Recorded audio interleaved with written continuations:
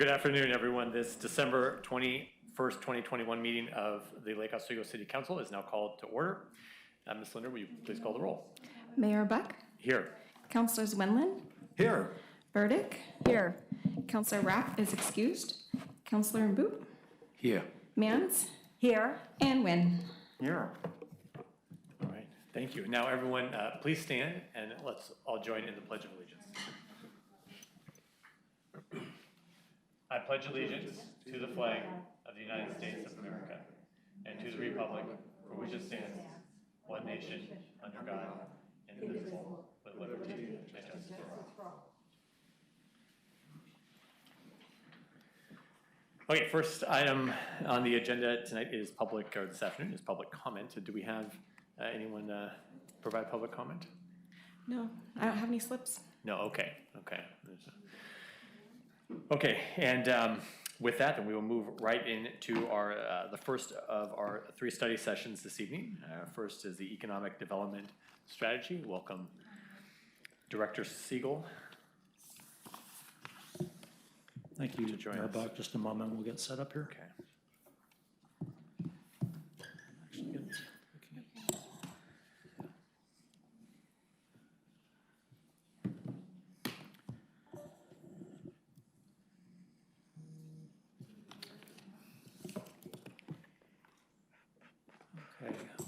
Good afternoon, Mayor Buck and members of the City Council. Scott Siegel, Community Development Director.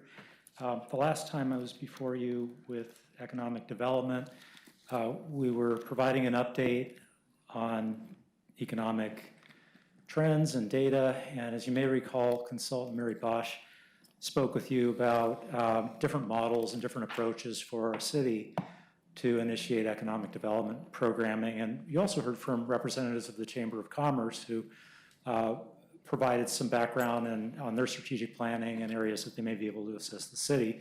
Last time I spoke with you, I had a lot of things to say about what we don't do and a lot of commentary on why that may or may not be a good thing.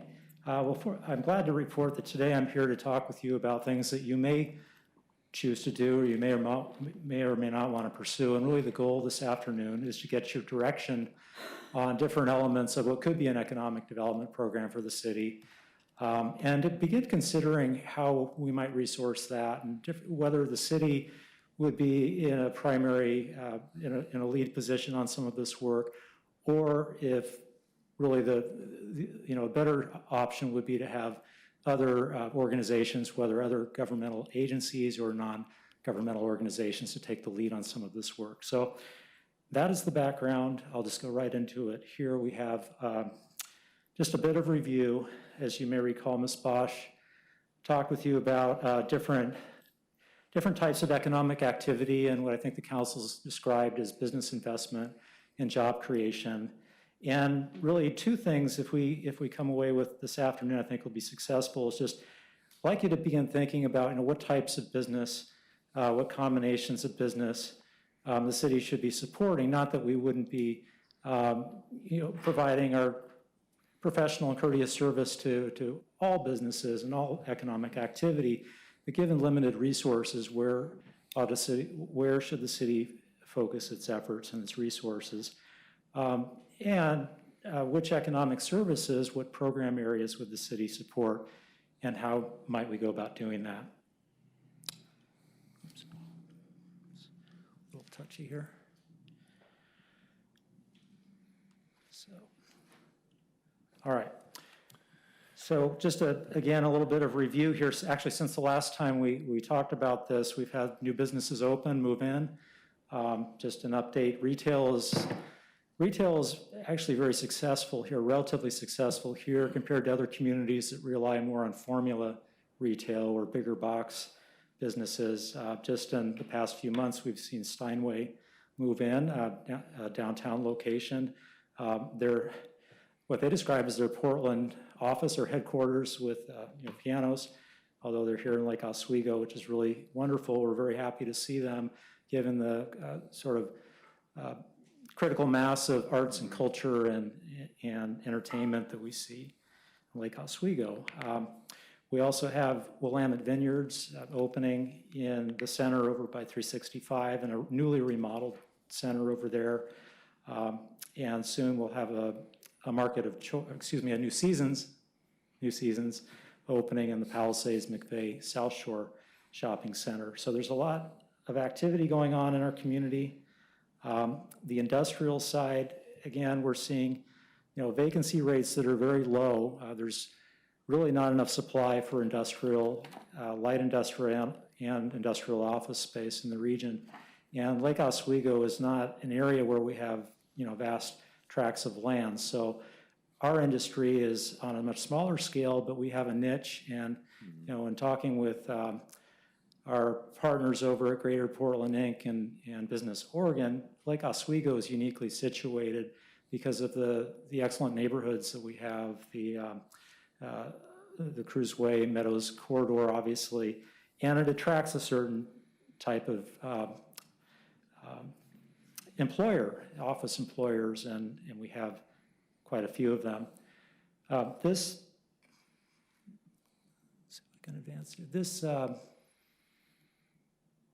diagram, this is not an eye test, but I just wanted to put this in front of you so that you'll begin considering, the different mix of businesses, business types, and how we can work through our own programming or with partnerships with other organizations to begin driving some of this economic development, whether it's businesses that cater primarily to our residents or businesses that may serve the population but also attract visitors and potentially tourism to the community, as well as the traded sector businesses, which of course are those that are competing nationally or even internationally. And if they make their headquarters here or if they're manufacturing out of Lake Oswego, that's bringing income into the state, in fact, and into our region and of course our community. So traded sector, when we talk with economic development agencies and others who are in this line of work in the public sector, traded sector is really the generator. It's the economic engine that has multiplier effects and can support other businesses in our community. So it's something that we should be paying attention to. And we do have quite a few headquarters and significant offices in Lake Oswego.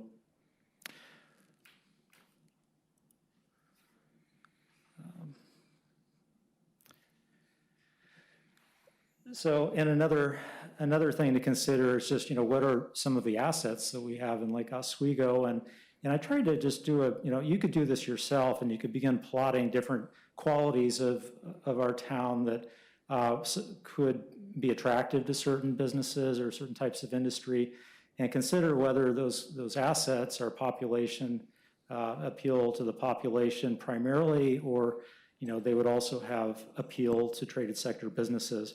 Of course, many of the population serving businesses, as I had mentioned, they're here because, of course, our population, the income, the demand that is here for that, and some of the assets that people mention fairly frequently are high quality, our top-rated schools, fine neighborhoods, park system, our food and restaurants, and of course, our public services. Public safety is really important for a lot of employers who are looking to locate an office or make our community home. So there are many other assets that you could name here. I think what's helpful with this model is to think about the businesses that already exist, and from a local economic development perspective, what are the things that we can do to nurture the businesses who are here? We have over 800 home-based businesses. How many of those could be visitor serving? Of course, they're home-based businesses, so they're primarily, population serving. They may be professional services. They may be, might be artisans.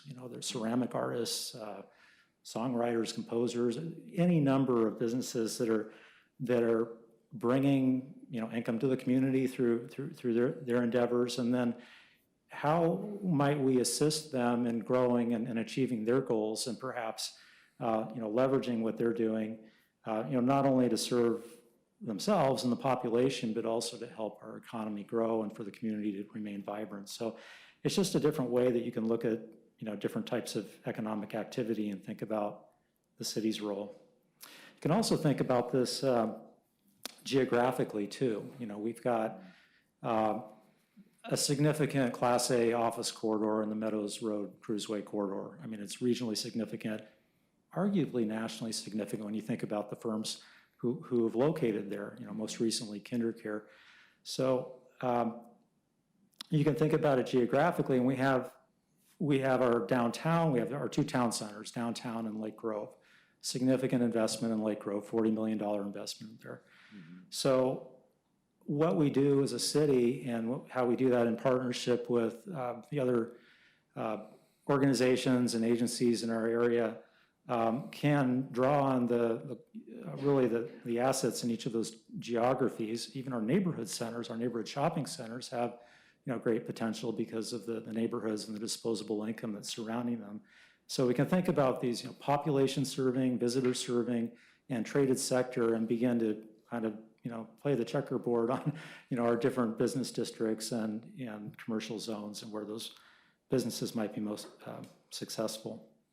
So what is the city's role? And that's really what I wanted to get your feedback on today. Primarily, we have, you know, really what I think this diagram means to me is it's about alignment. And it's about the city, our partners, the people we're wanting to serve, including businesses and the residents, of course. And it's about, you know, within our span of control and within our resources, what is it that we can do to leverage to leverage economic activity, economic development, working in partnership with all of these other organizations, and at the end to generate business investment and to create jobs. So there are certain inputs that go into this that the city has control over or has the ability to provide in terms of staff, labor, in terms of capital projects, regulatory processes even are a way of ensuring quality control and public safety, all very important for businesses who are, you know, want a stable environment, want predictability, you know, need that in fact to be successful. And so those are inputs, you know, then there are outputs. And so for all the staff labor that the city might put into something like this, and all of the resources that we might provide to other organizations to do their work, you know, what are the outputs? What are we going to see for that investment? And more importantly, what are the outcomes? And so those are really the metrics that we would begin to define with your input. In terms of the city's role, we have, you know, several departments that all contribute to economic development, and there, you know, some of those are listed here. And really, I think the takeaway in terms of, you know, council direction and when we begin to think about programs is how do we, you know, one, where do we want to focus? What are the types of services that we want to provide? And then from there, with City Manager Bennett's, you know, direction and input from staff, you know, determining the right resources, the right staff resources, the right organizational structure. It may require some changes. So those are some things that, you know, you'll just want to keep in mind. But at the end, it's really about aligning our efforts so that we're accomplishing the goal of business creation, or job creation, business investment, working with the community. So this is something that Ms. Bosch shared with you at your last meeting. I think, you know, it's really helpful just in terms of thinking about how the city might team up with other, you know, non-governmental organizations. There are other organizations that we already work with, including the Chamber, among others.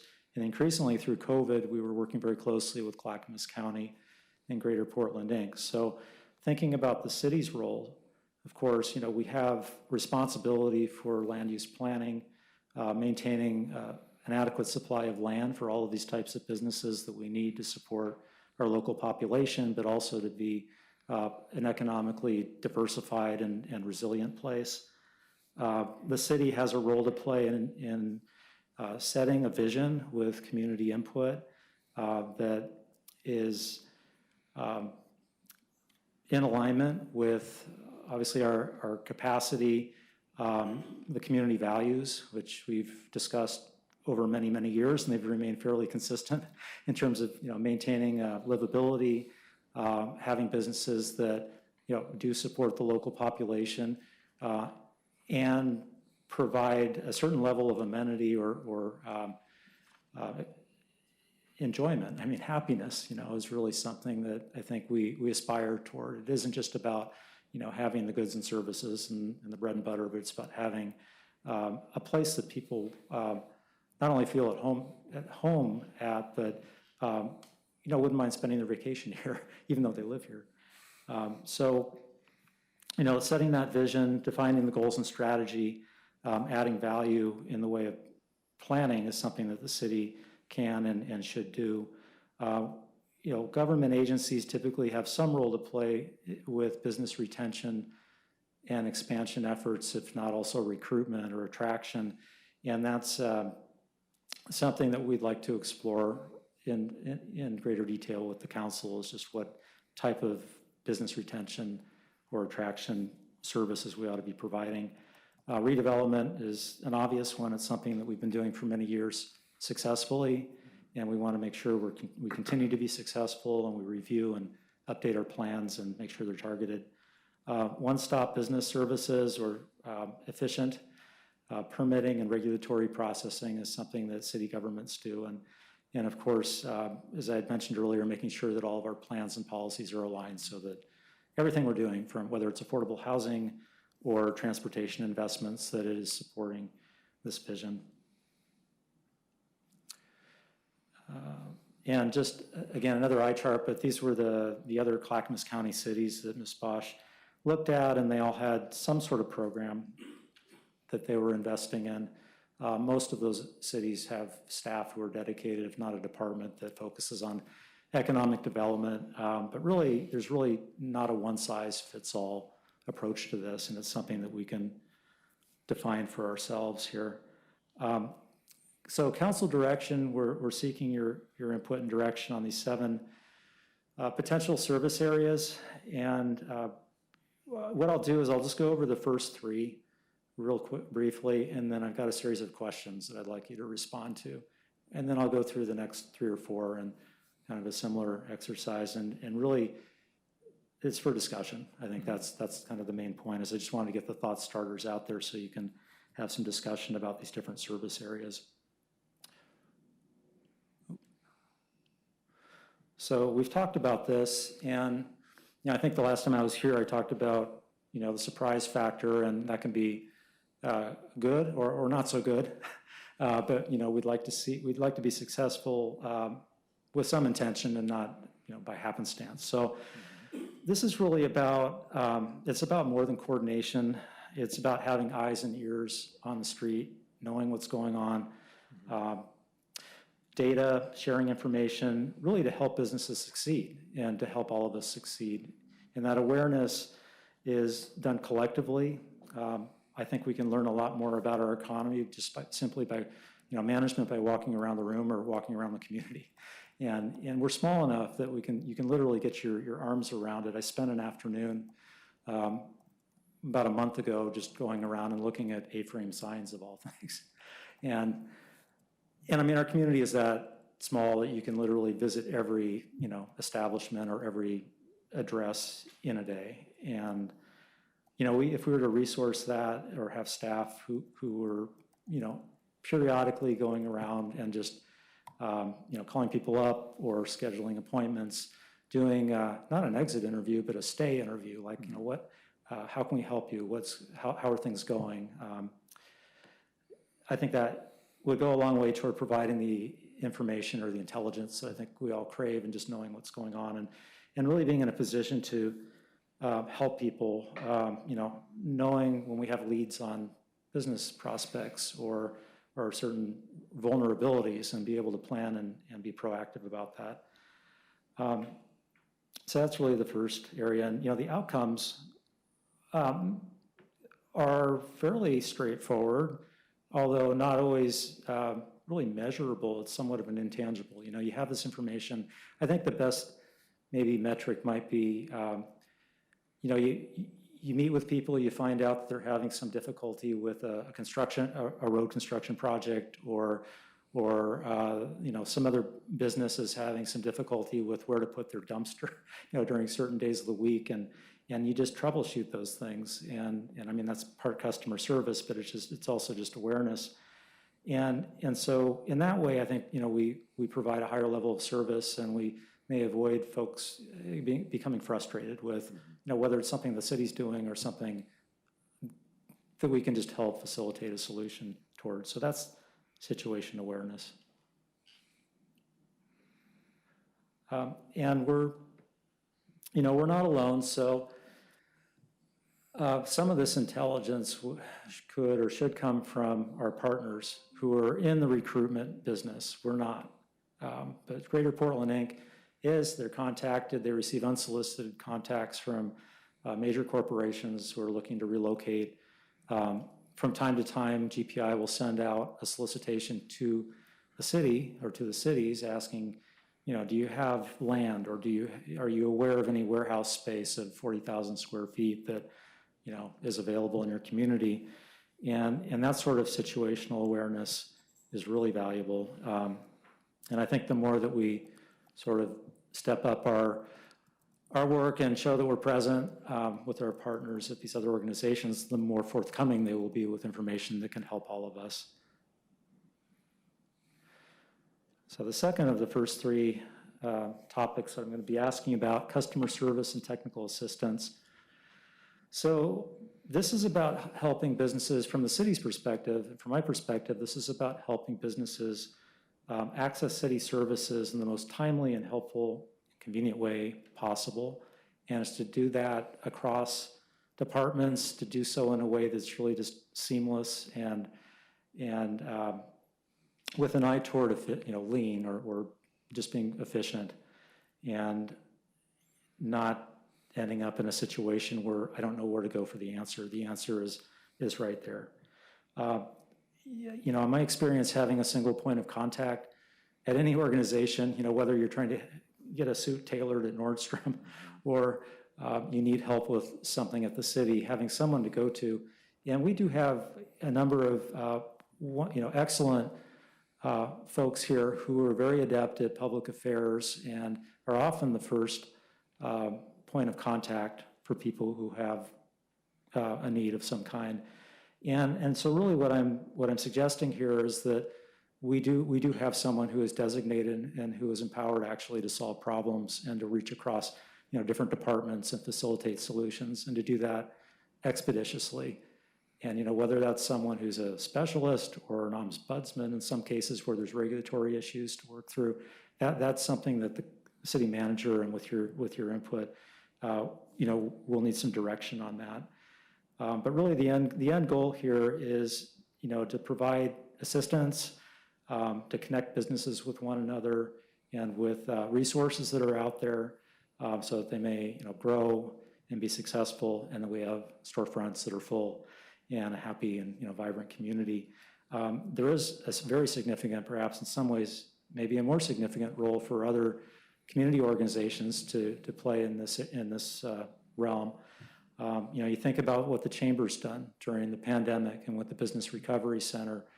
I think one of the people who's actually with West Lynn, but it's been a collaborative process, went around and met with, I don't know, hundreds, if not thousands of businesses, stopped at all of these businesses to check in with them and see how they were doing, let them know about payroll assistance, loans, and a number of grants and other things. So the city, as a city, will want to think about the division of labor and what is it that we're going to take on. And obviously with some of the regulatory and the other city functions, that's something that would land in the city's court, but in some of these other more business to business, customer service and technical assistance, training, those sorts of things. Think about who we should be partnering with and how the city would support those endeavors. And so the third of the first three items that we'll be asking about, networking and education. And this is something that maybe you wouldn't intuitively think of for the city. What is the city doing out there networking and marketing? Are they having cocktails? What are they doing? But there's actually a legitimate role here for government employees to play with networking And the agencies and the organizations, all the logos that I had up there on the screen a moment ago, we do need to network, we do need to be present. We do want to help one another, and there are experts out there in all of these different disciplines. We're a city of 40,000, so we don't have someone in-house necessarily who knows all of the ins and outs of small business administration loans, but we know someone who does. And so that's sort of the networking and the teamwork that we would like to see here.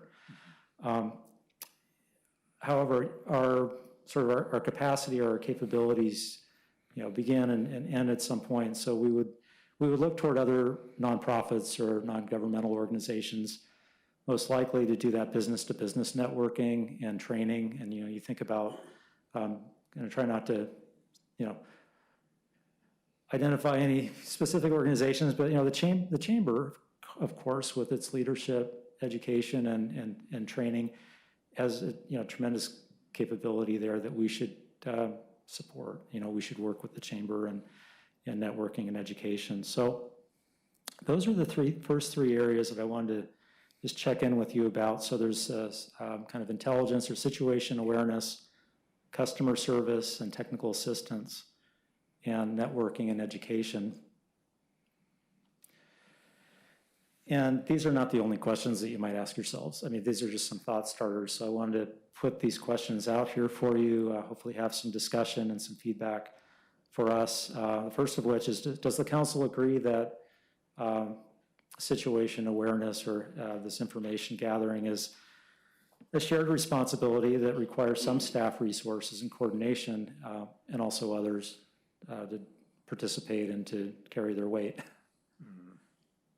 Second is, well, I don't have to read these. I mean, I'll just, if you want to just go through these individually, if there's discussion, and Mayor, however you'd like to go through them. Sure, no, it sounds good. From my perspective, I think the way that you've outlined everything in the staff report was great. And I know there's more to discuss, but in general, having some point of contact at the city, I think, is critical, and you articulated those reasons really well in the staff report. And then being able to leverage some of the business community resources itself, also makes good sense. So, as we have projects, I just think of Foothills like as an example, where that work like that is going to start with the city. So all the efforts can't be outside the city, but also all the efforts can't just be within the city. It just takes that partnership.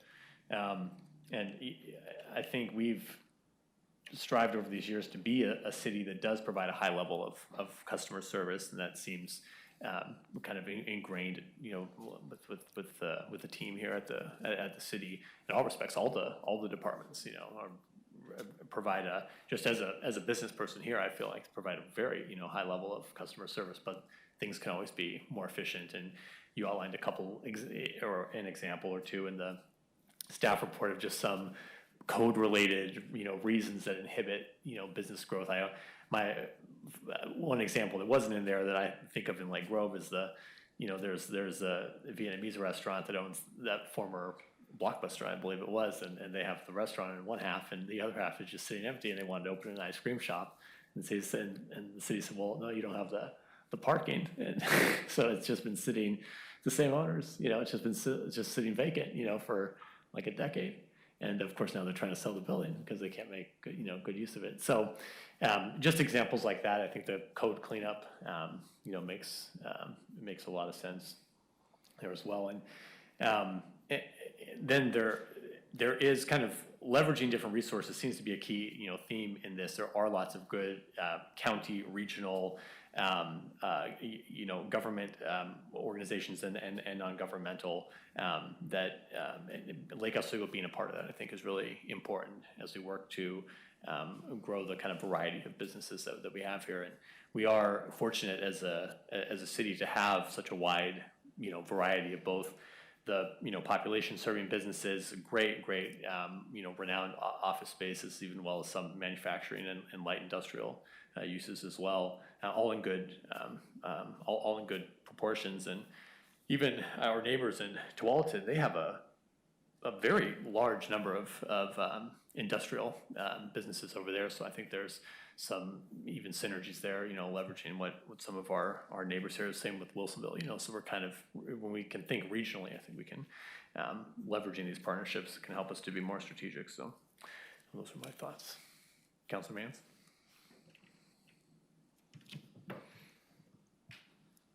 Thank you, Mayor.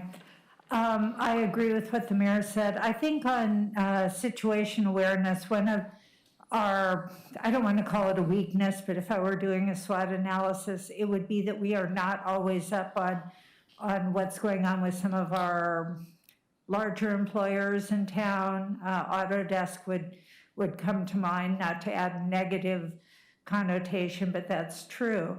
I think it's vitally important that we check in not only with our partners and other municipalities, but perhaps with trade groups, folks who have more insight into that, commercial realtors, for example, to hear what the buzz is on the street. Apart from that, I think our chamber does really good work on small businesses. I'm more concerned about our slightly bigger, higher paying businesses. I guess it's a matter of scale. Small businesses have more employees, larger businesses or more technical or complex businesses pay higher wages. Customer service, wow, we are a concierge-driven city, for lack of a better word. Folks here, and I would imagine the same as with business, expect a certain level of service that you wouldn't necessarily find in other municipalities. I would completely agree that we should have a single contact to assist in that area, to facilitate whatever it is, naturally, if it's deemed to be worth the time of staff. There are some times that we may have to forego something because our plate is just very full. As far as assistance with grants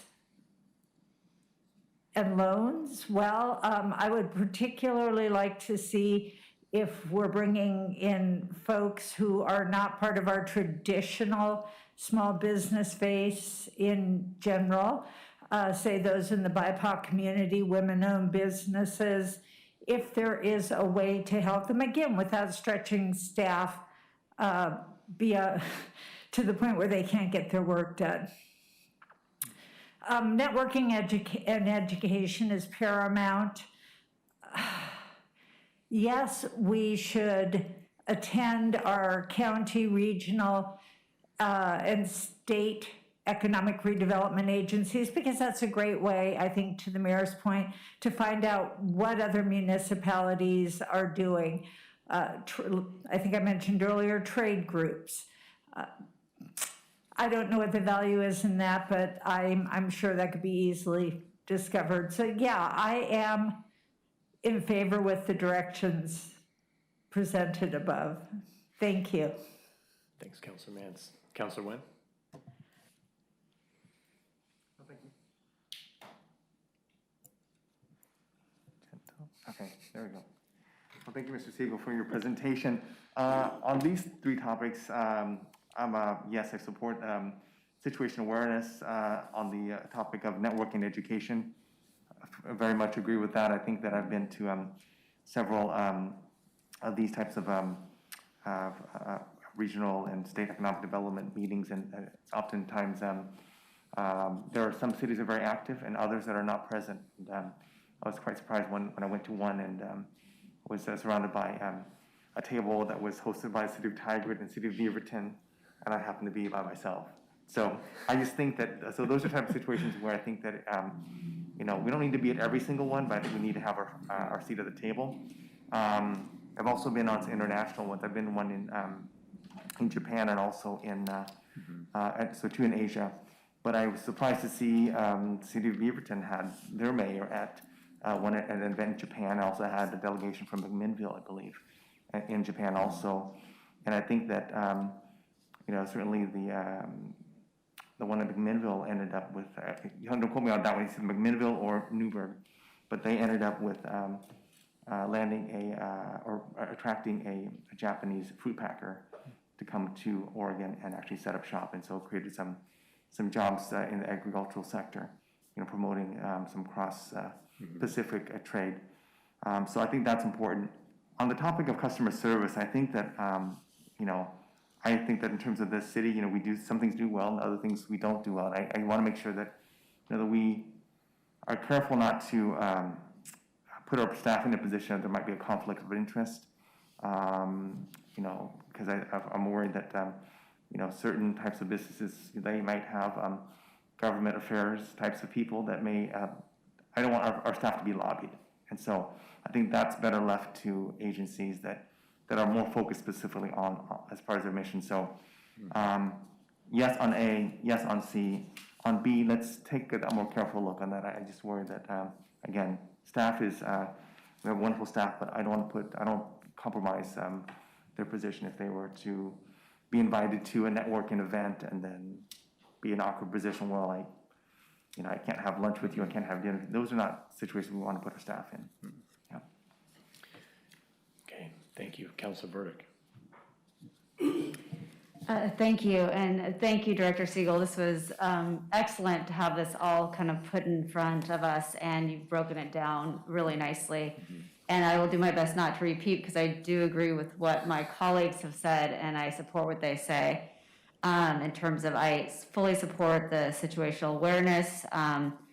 Actually, customer service, I was viewing it a little bit different than Councilor Wen. I was viewing it more as a point of contact within the city. So if there's problems, if you're trying to network through some of the code or policies, that you have that kind of point person, at least you know who to go to start with. And so assuming if that is a correct interpretation, I definitely agree with that aspect of the customer service. And also the networking and education, I fully agree that we need to be, as much as we can, present at these regional and state development.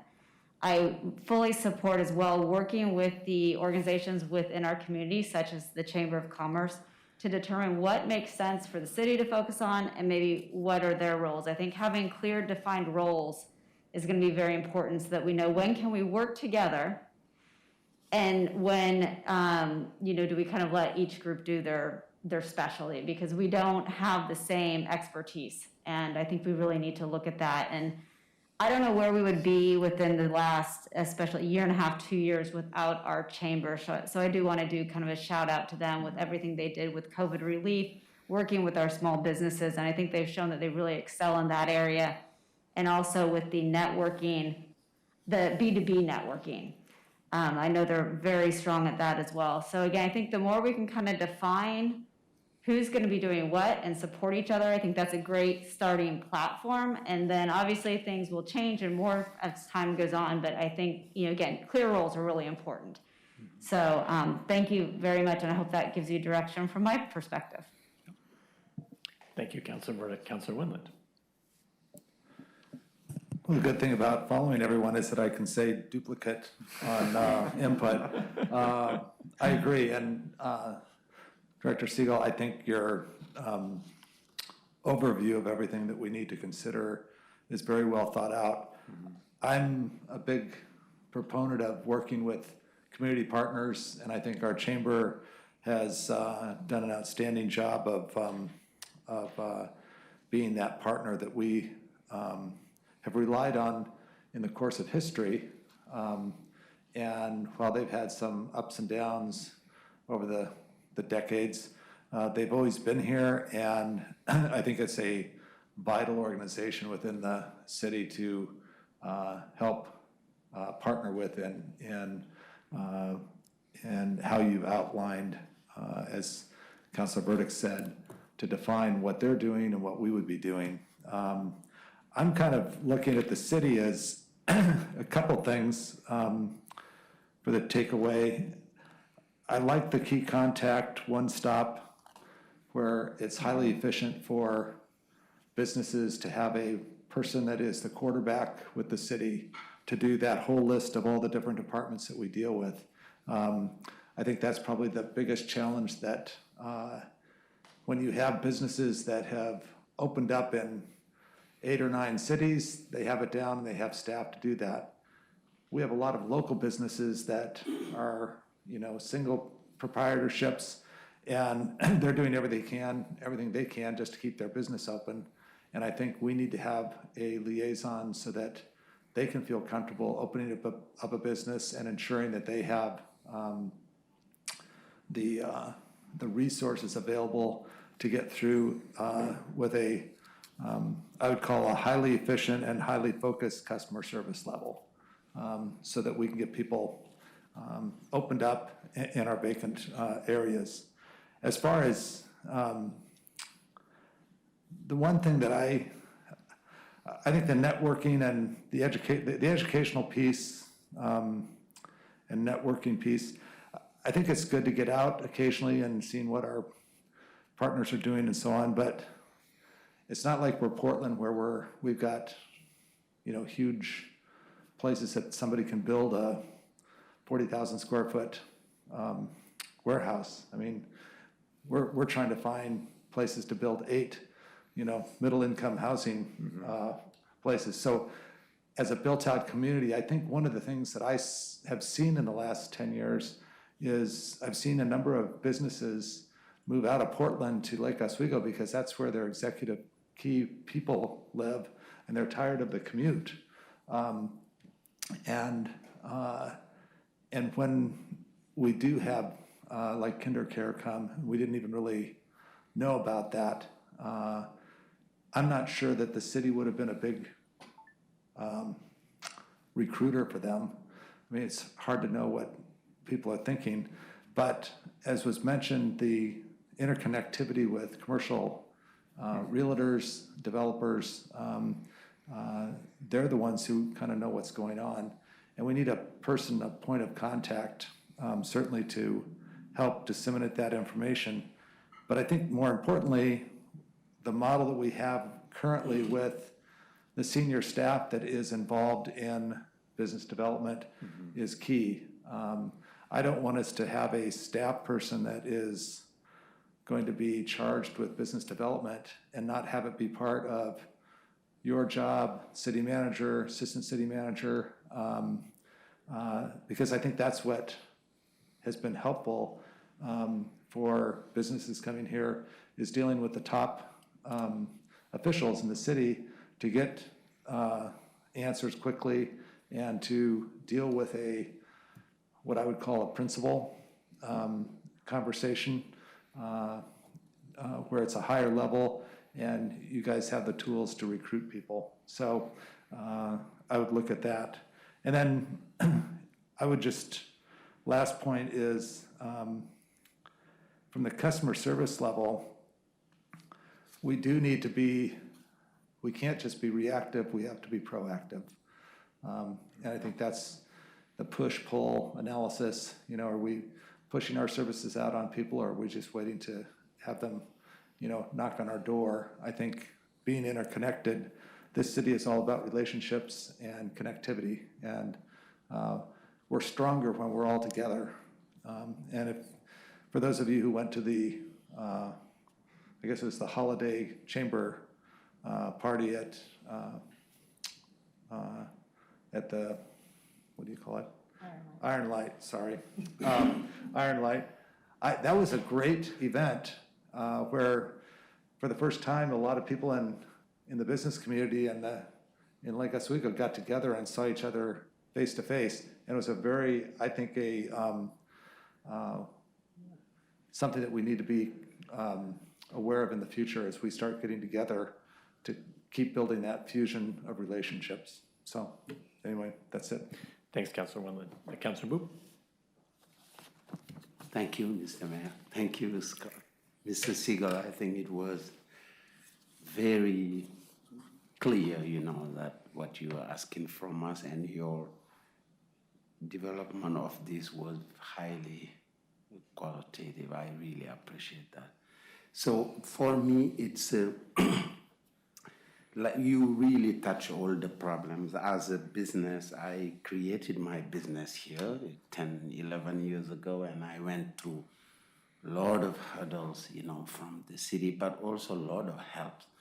And that's from professional from the city. That's why I think it's very important that we capacitate, the city workers, the city staff, so that they have more insight and more grip to what they're doing. And that's why I think for the networking and education, I think we should have our staff attend everything, even state, but even nationwide. If we can send them to Washington, to other places where they can learn more to come and bring to the city, because they work for the city. And also, it's very important that we do not replace the city, because the role of a government is government. We cannot. I am against privatizing government, like giving tasks that government should do to private entities. I am not for that, for many reasons, because you are the government. You are more accountable to the people than any other entities, So for that reason, I think we have to be careful. Now, working with the chamber, it's something natural, because the chamber represent almost 90% of the businesses are members of the chamber. So it's a natural that the city work with the chamber in some areas that it would be easy for the chamber to do certain things. But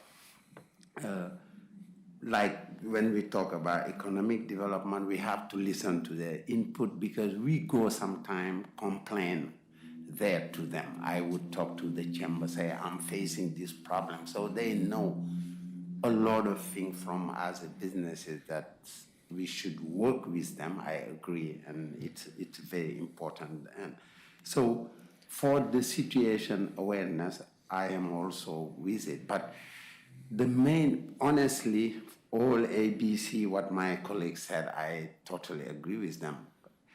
Except that when we go to D, E, F, and G, it's important to think of, I'm talking in the point of view of my experience as a business owner in Lake Oswego, what I went through.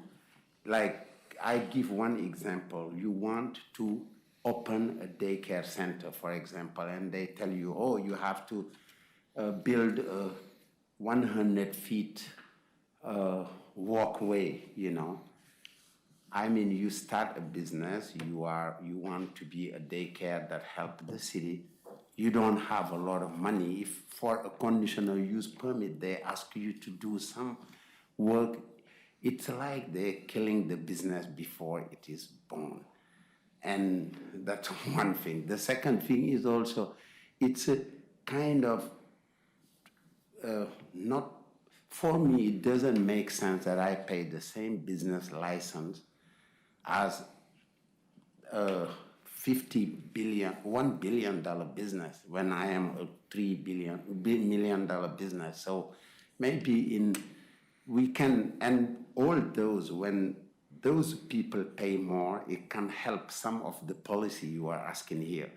We can give money to the chamber to do some work that to help them develop what they want. That's one part that's very important, that we should think about how the city can continue to assist small businesses that are around Lake Oswego. The other thing is, it's simple. The reason businesses are coming to Lake Oswego is because of a safe environment. So when we, like I saw on one of the development, when we say to align the city's policy with transportation or other thing, but I think it should be also with infrastructure. We have to add the infrastructure. People are coming here. Many business will leave Portland because it's no longer safe. But why it's no longer safe? Lake Oswego should learn from that, because we just cannot sit here and say, oh, business are coming. We have to make sure that what happened over there does not happen here. So we can say whatever in helping the business, if we are not preparing for that storm that can happen here, the business also will have to say, oh, it's no longer safe in Lake where we are living. So we have to build the infrastructure, but we have also to build that environment that call business to come. The second thing you said, it's very important, is kind of, for me, it's called PR. Still, Lake Oswego is struggling in terms of presenting the city as one, because I've lived in many cities in Oregon, and the bigger city, I don't think that there is any city that's more forward-thinking than Lake Oswego. But when we come to talk about cities, Lake Oswego is seen as a bad city, like, oh, you don't want to go there. Even if you see the next door, the Facebook, all the social media, when people say, I want to move to Lake Oswego, the reaction of people. I've been repeating this because it's very important that we need someone, it should be the city, the chamber, that sell Lake Oswego. Like, you know, a wonderful city where people, if you have families, this is where you want to be. If you want to open a business, this is where you want to be. So those are important things that I think when you say what we have to do, probably we're going to discuss that. I just want to show that these are very important things. And thank you so much. I don't want to be long. I see John is telling me. Thank you, Councilor. No. Okay, thank you. Thank you for Yeah. the good discussion on these first 3 points. Yeah, thank you, Council.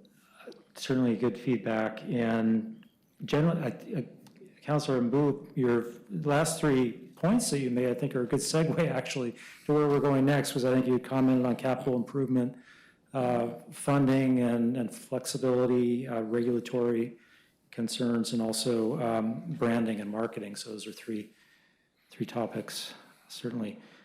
The first one here, and Mayor Buck, you had made a comment about, I think, the land use code and our ability or inability to be able to flex uses as tenants move in and others move out and changes of use occur. We have a certain set of regulations that are somewhat limiting. And that really goes to the crux of really what this initiative would be all about, is looking at process improvement in that code and really, of solving this. So, you shouldn't have to wait months to find out whether or not your business is allowed in a commercial zone.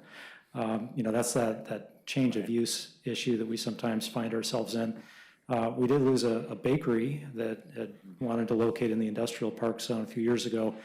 And our process, although we worked diligently, with the Planning Commission to look at, and they did ultimately recommend amending the code, and that was approved. By the time that came about, it was too late, of course. So our recommended approach would be to, be proactive and to look at our regulations. Regulations are, an ordinance is always going to be imperfect, and it's always something that needs to be maintained and reevaluated fairly regularly.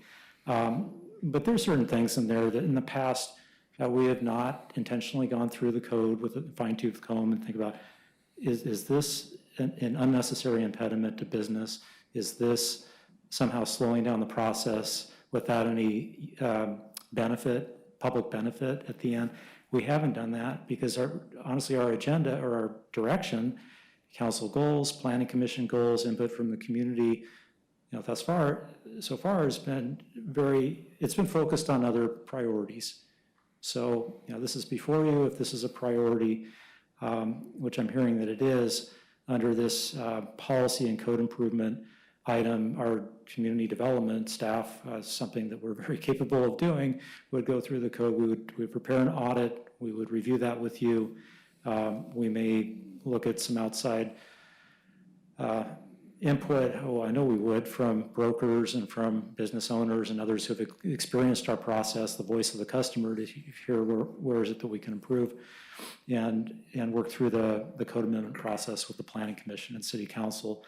So that, you know, that's pretty straightforward, I think, in terms of the scope. At the end of the process, it's really about having support for, you know, any changes that are proposed in maintaining community standards and livability. So, you know, the benefits or the outcomes would be that, you know, we would reduce the time, ideally, you know, we'd reduce the time that it takes to make some of these decisions so that the staff could be freed up to work on other priorities, other goals of the city. So there, you know, there could actually be savings in staff time that would, you know, it wouldn't just be a savings on the customer side. We would, you know, we would want to look at the land use classifications, parking. In some ways, our sign regulation is very flexible. In other ways, it's not flexible at all, so we probably should look at at least some part of that. You know, and ultimately, this will lead into a discussion about parking management, not just regulation, but how do we manage the public parking that exists primarily in the downtown, and how do we facilitate development of public parking in Lake Grove where it does not exist? Because really, you know, the experts say with parking, the best policy is one that allows the market to produce the correct amount of parking. But as we know, if there is not a supply of public parking, then the externalities are on, you know, neighborhoods or adjacent properties. So it would be about more than looking at code. We would want to look at our policy and our our capacity to actually manage public parking at the same time. The next item is on just maybe higher level planning and redevelopment. Scott, your Yep. slide has not advanced, so. Oh, thank you. I've got too many screens going on here. Thanks. Planning and redevelopment, this is something, it's not one and done. I mean, when you adopt a plan, oh, thank you. Okay.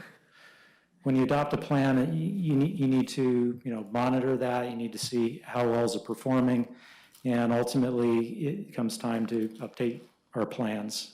You know, Foothills is an example of that. The plan that was developed for the Southwest Employment Area, it was about 6 years ago. And we've had some success there. Certainly, new businesses have opened in that area. But we really haven't done our job over there with infrastructure. And so that's something that, you know, we should probably take a look at, given that our largest private sector employer is on Lakeview Boulevard, and that's an area where storm drainage doesn't work and transportation is not adequate. Fortunately, it is a project that has risen to the level that Greater Portland, Inc. and even Business Oregon are interested, because it's traded sector jobs, traded sector business. And so that project, that combined street and storm drainage project, and just the storm drainage piece alone in our CIP is almost $1 million project. So it's a significant project, and unfortunately those regional and state agencies have included it, or at least the Greater Portland Inc. has included it in the economic development strategy for the region. So now we need to promote it. We need to be present, and we need to work with our partners to make it happen. So the city naturally would lead planning and redevelopment work in collaboration with property owners, you know, other stakeholders, neighborhoods. Periodically update our plans, and we would look at the alignment of all of these different elements, you know, infrastructure, financing, transit service, to the extent that TriMet is able to recover in the next few years, public parking, and, you know, put all of that together so that it's really leveraging our resources. We should also be looking at modernizing our plans and our codes so that, you know, they're net zero buildings. People are building buildings now that have a net zero draw on the grid, or are capturing rainwater, are much more energy efficient. Fortunately, the state building code is much more energy efficient than it used to be. But there are opportunities to improve in those areas as well, and there are investors and companies, corporate headquarters, that are wanting to be in those buildings and in those spaces, and so it's something that we should look at. I mean, there's even modular construction of multifamily structures now, multi-story, multifamily housing that's built with cross-laminated timber and modular production of those spaces, and the state is trying to keep up with that in their building code, and something that we should be tracking along with in our planning. Okay. And programming is something that the Parks Department is really our lead on a lot of this in terms of the community events that we hold, and whether it's in the parks or it's at the farmer's market, other events, but there's a lot of other programming that happens in the community through the chamber, with the Wine Walk or the Lakewood Center, the Festival of the Arts, the Car Show, Heritage Council, all these other community organizations. And we've done this before in the past, I think, where there's this effort toward fusion and putting all of the events on a coordinated calendar and trying to, work that out so that we were at least not conflicting with one another, but we were looking for, synergies and ways to cross-promote all of these events. So there isn't anyone at the city that's really, individually coordinating this. It does happen in the Parks Department. Certainly when there's special events, the engineering department will make sure that the traffic control is handled.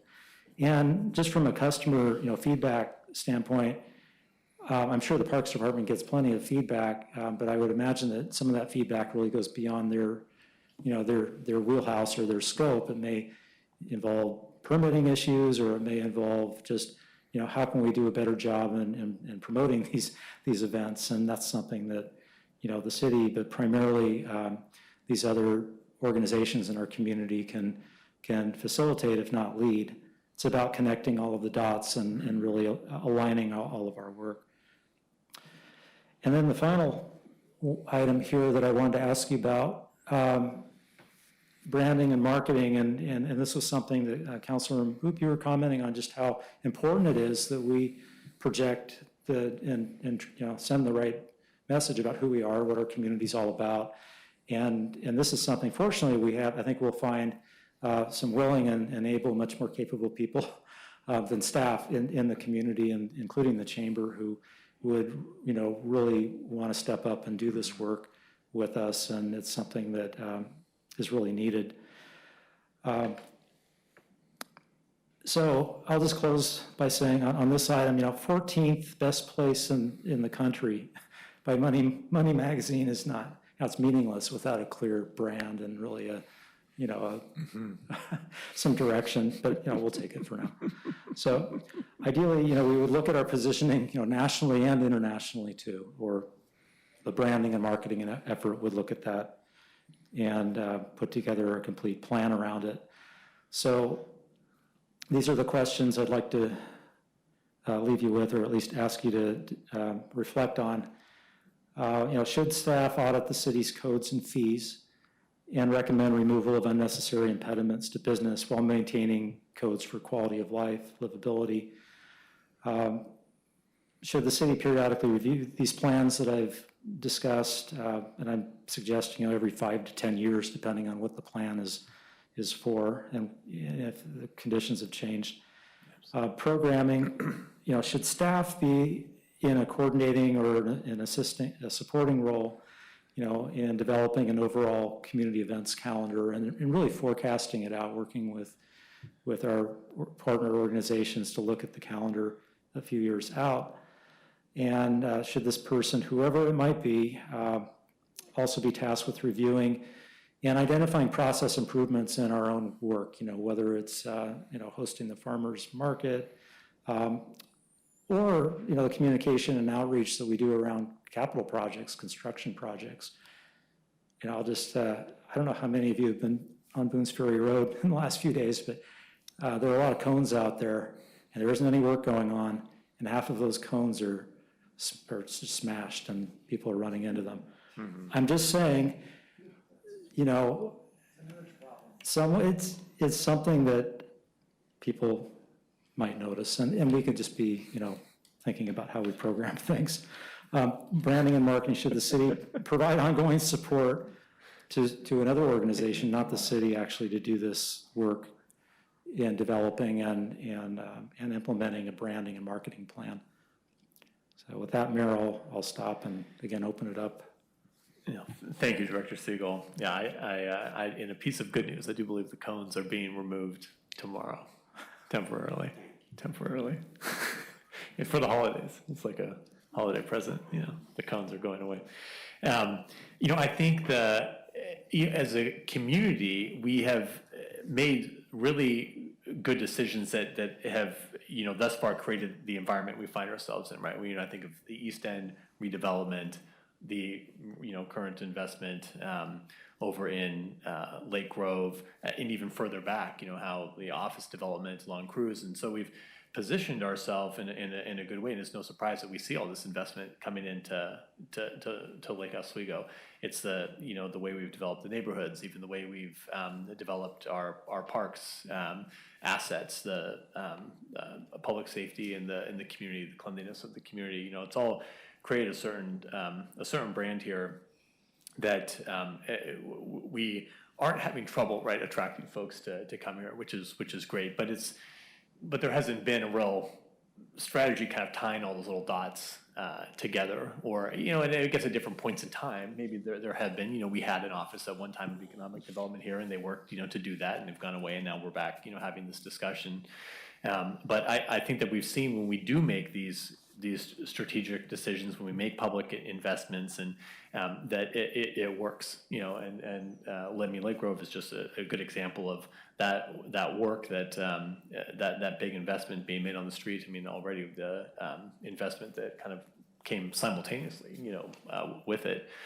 And there's this way too that our, you know, business community bigger is an ecosystem, and like any kind of cohesive system, you know, the pieces all, you know, work together.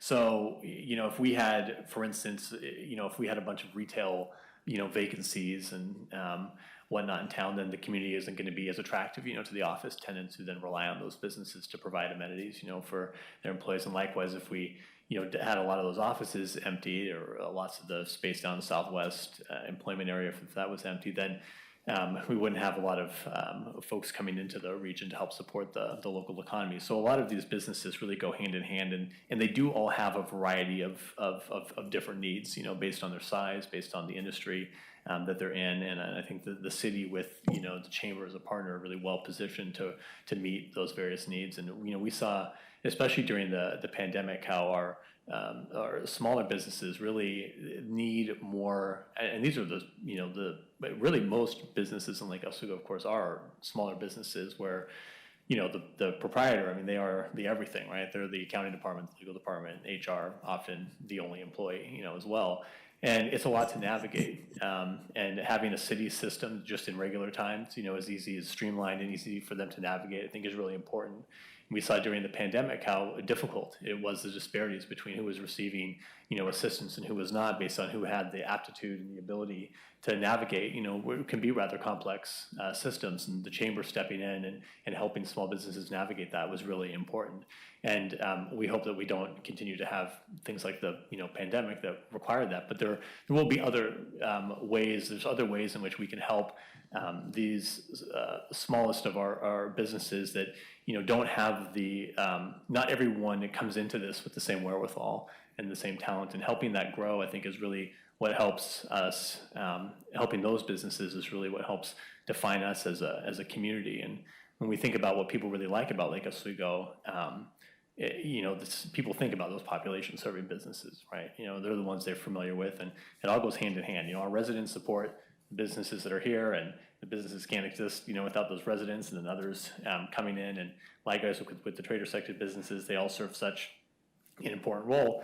But then we think outside of Lake Oswego, and it's us being involved in the regional conversations around, you know, transportation and land use, because if we don't have a good transportation system, then it's hard for people to come in, you know, to their jobs. We know that 70% of people commute, you know, into Lake Oswego every day. So if there isn't a good way to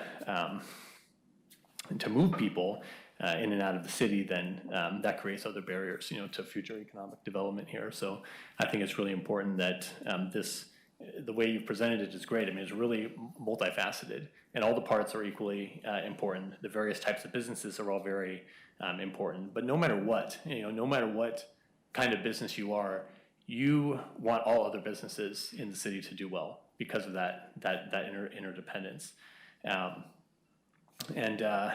So one other piece I want to bring up for feedback is I think all this program that we're talking about is going to take some kind of funding. You've touched on it will take resources, and I think Councilor Boop touched on this briefly with the business license, and I think the program would be really well served to be at least in part fueled and financed paid for by the business community. And so, we have this business license fee that we really haven't done anything with because we haven't had a reason to for many years. And so, like what Councilor Boop was saying is this is kind of I don't know when the last time it was updated, probably 30 years ago or something. And, a big business, tops out at 12 employees, right? And so if you have 12 employees, you're paying the same license fee as someone that has, 100 employees or 200 employees, right? So there's some inequities within that system. But again, we haven't had a reason to touch it because it really doesn't go to anything, it goes to the general fund. So one thing that some other jurisdictions do is, use that business license fee to provide these services, to provide for the overall health of the business community. And I think it'd be interesting for us to look at, if we were to restructure, look at what other jurisdictions are doing, modernize our fee structure, look at phasing it in and all those things. But look at what kind of revenue that could produce. This is if we're thinking about adding staff, it would take some of the pressure off the general fund to fund another position. I think we have to, be aware of the positions that we've added this, past year alone. And this could be a good way to fund this program that will also get a little more buy-in from the business community because they, in a way are helping to fund it. So I think it's just something worth looking at, if you all agree. Councilor Wendland. Well, funny you should talk about the funding part because that was my number one part. I would say that one of the questions on here was whether it was new funding or reorganization funding. And I would say let's take a deep dive into our current staffing levels and out of everything that we have going on. I know that we have a lot of balls in the air and we keep always adding and adding and City Manager Bennett has to always say, okay, well, how are we going to pay for it? I think we need to prioritize as a council where we want to spend money. And I don't think that there's anything that is not important, but I do think that the business development and minding our businesses is critically important to this community. And I would say that that needs to be a very high priority, and maybe we can talk about that in the council goal setting on where we put dollars, because in just the last year and a half, we've kind of added a number of people because they're all great ideas, but it's kind of like your Christmas list. You can't get everything on your Christmas list, so you need to make sure that you prioritize. To Director Siegel's, your direct questions on policy and code improvement, I think you are a genius if you can figure out how to get us more aligned, because you change one code and all of a sudden it affects 15 other codes. How you can get a process to have that on a, as you say, quality of life codes, how we can get our codes into that realm, I think that is very important. And I know that we have the horsepower to do that. We just have to get it a priority for you. I think from the programming, I do think somebody has to keep the master calendar for the city and for the events. I'm not sure where that lies, but that is something that I think is an important part for us to figure out as a community, so we don't have overlapping events, but more importantly, what events can we create or move into that would help our community strive. And that would be my last part is, and I've said this for a long, long time, it's building the Lake Oswego brand. And I think that's where maybe corporately, us, the school district, all the different groups that operate, we need to continue all to build the Lake Oswego brand. And I never go on Nextdoor because I think it's a toxic site, as with most social media. And I don't like where people just get in and just start to complain. And I would say most people are not on Nextdoor. I am aware, however, that Lake Oswego does have a very good brand nationally, certainly regionally, statewide for sure. And we need to continue to do that in any way we can. If you look at the real estate prices and the demand for our housing and for people wanting to come to this community, we do have a brand that is worth a lot, and I want to maintain that brand and continue developing it. And with all the projects that we have, capital projects for Parks and Rec and the development in the city, North Anchor is going to come. We're going to be set up for really a great successful plate of opportunities for people to come to Lake Oswego and enjoy it. So both for people outside of Lake Oswego and for people living in the city, I think we're going to have great facilities for us. So that's it. Thank you, Councilwoman. Councilor Mance. Thank you. I'm going to start from the bottom and work my way up, as branding and marketing is kind of my thing. It's expensive. Anything that we do with an NGO is going to cost money and time. We have a lot of product here from which we can build as far as building a brand, marketing what we have.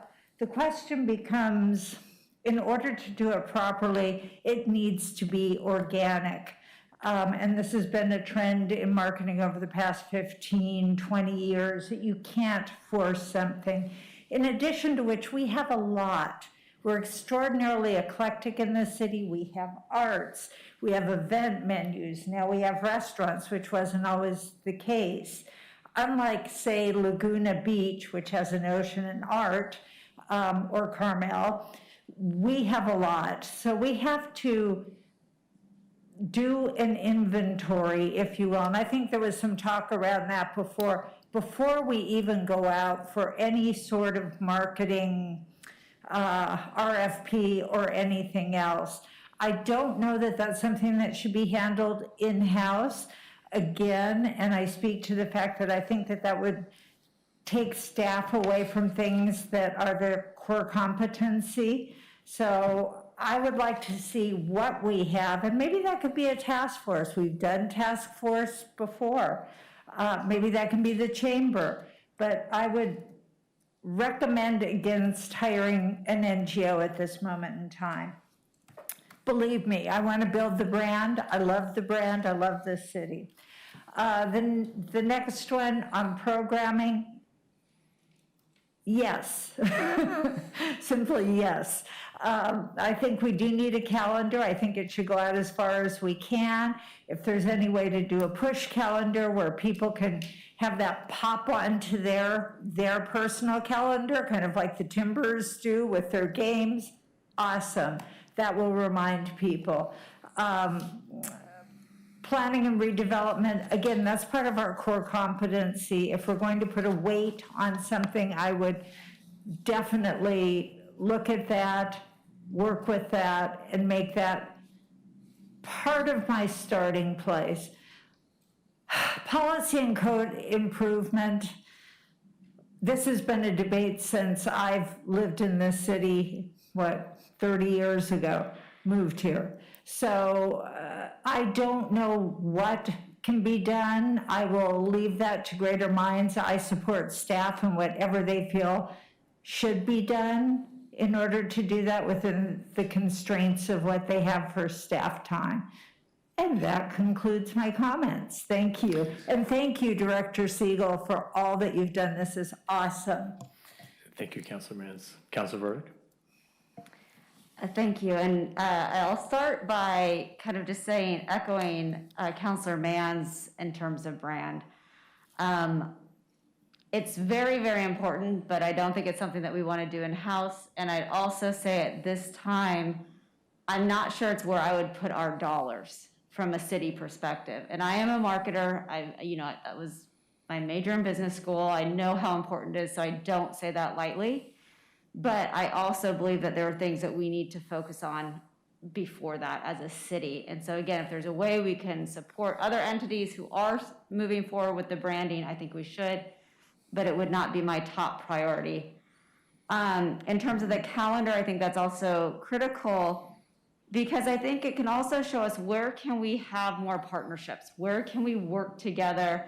It will also highlight maybe what's missing on the calendar. Are there events that we could be doing that will be helpful for our community, whether that's the business community or the arts or where are there areas, again, that we can partner together with those and also see what's missing or what's being redundant. So again, I think having that calendar could serve us in so many ways moving forward that I strongly agree that we need to make sure that we have one person who's overseeing that and reviewing that with the different entities, again, to see where we can make those connections and also critically look at it. Where have we maybe outgrown certain events? And in terms of the code, fully support that. I know it will take a lot of time to go through it and look at it and address it, but I think we need to. And if we don't reevaluate it, periodically, then I think we're just going to keep whining in the same place that we are now. So I fully support both those initiatives. I think that's going to make us a much healthier community for our businesses. And when we have healthy businesses, it then just spills over. We're going to have more businesses. We're going to be able to serve the people who live in our community. So to the mayor's point, there's just definitely this kind of this interconnectivity. There's this kind of circle of how things are all connected and where it goes. And so sometimes it's tricky of where do you jump in to kind of make the changes. And so I think for me, those code improvements and analysis are critically important, I think, to support our businesses. And if we have to kind of look at the different areas of business that we might want to, as a city, kind of jump in and say, where are we going to at least start, put more of our resources, I kind of look at those trade type businesses. So that's my perspective.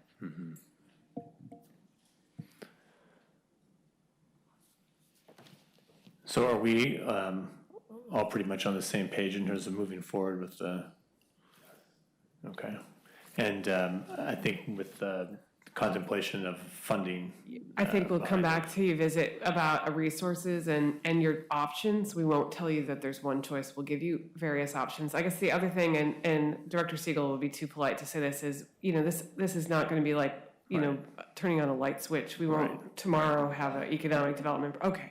Just want to be really super clear that this is going to be, it'll be done before the first of the year. No, this will take time, especially because we really don't have most of these programs in place. Okay, as long as you're all nodding at me, I just felt it needed to be said. And how about the direction of how we, proceed with, in a combination of in-house and outsourced is kind of outlined. Yeah, I think Director Siegel's report sort of hints at those places which are better to do in-house versus contracting out, and so I think we'll work through some of those things. I think many of you have heard me say some of the technical assistance pieces, partially because they have done it during the pandemic. Natural to outsource to the chamber. Actually, the coordination of community events, they've kind of tried to do that in the past.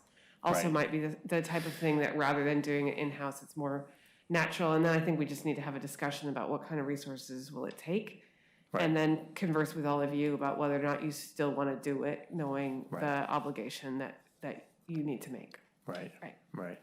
Okay. It seems that too, the city could, it could be serving kind of different, as I think hinted at, the city focusing on some of these larger traded sector firms, while the chamber more tied in with our Oh, I think that's a division that's already sort of naturally occurred. Right. I would say of the programs that Director Siegel put in front of you, some of them are more naturally aimed at the traded sector businesses. For example, some of these getting business intelligence, going out and doing visits, we're naturally going to want to spend our energy there, understanding those major employers, because that's a place where there's more to gain or lose if they make a relocation decision. Whereas some of the other activities, I think, naturally will fall into support for the smaller and more locally owned businesses. Exactly, yeah, okay. Well, thank you so much for the report. Yeah, it really was very well thought out. And I mean, there's so much to the topic. I appreciate how you're able to present it so clearly. Thank you for the feedback, appreciate it. Thank you, okay. So we're going to take things a little bit out of order here, looking at the time, and we're going to come back, Director Siegel, to the system development charges after. Okay, so I'd like to skip ahead to item 5.3, which is the update on the North Shore Bridge, and invite our Assistant City Engineer, Mr. Brodus, forward. And we have Resolution 21-41, which is a resolution approving repairs to the North Shore Road Bridge retaining wall. All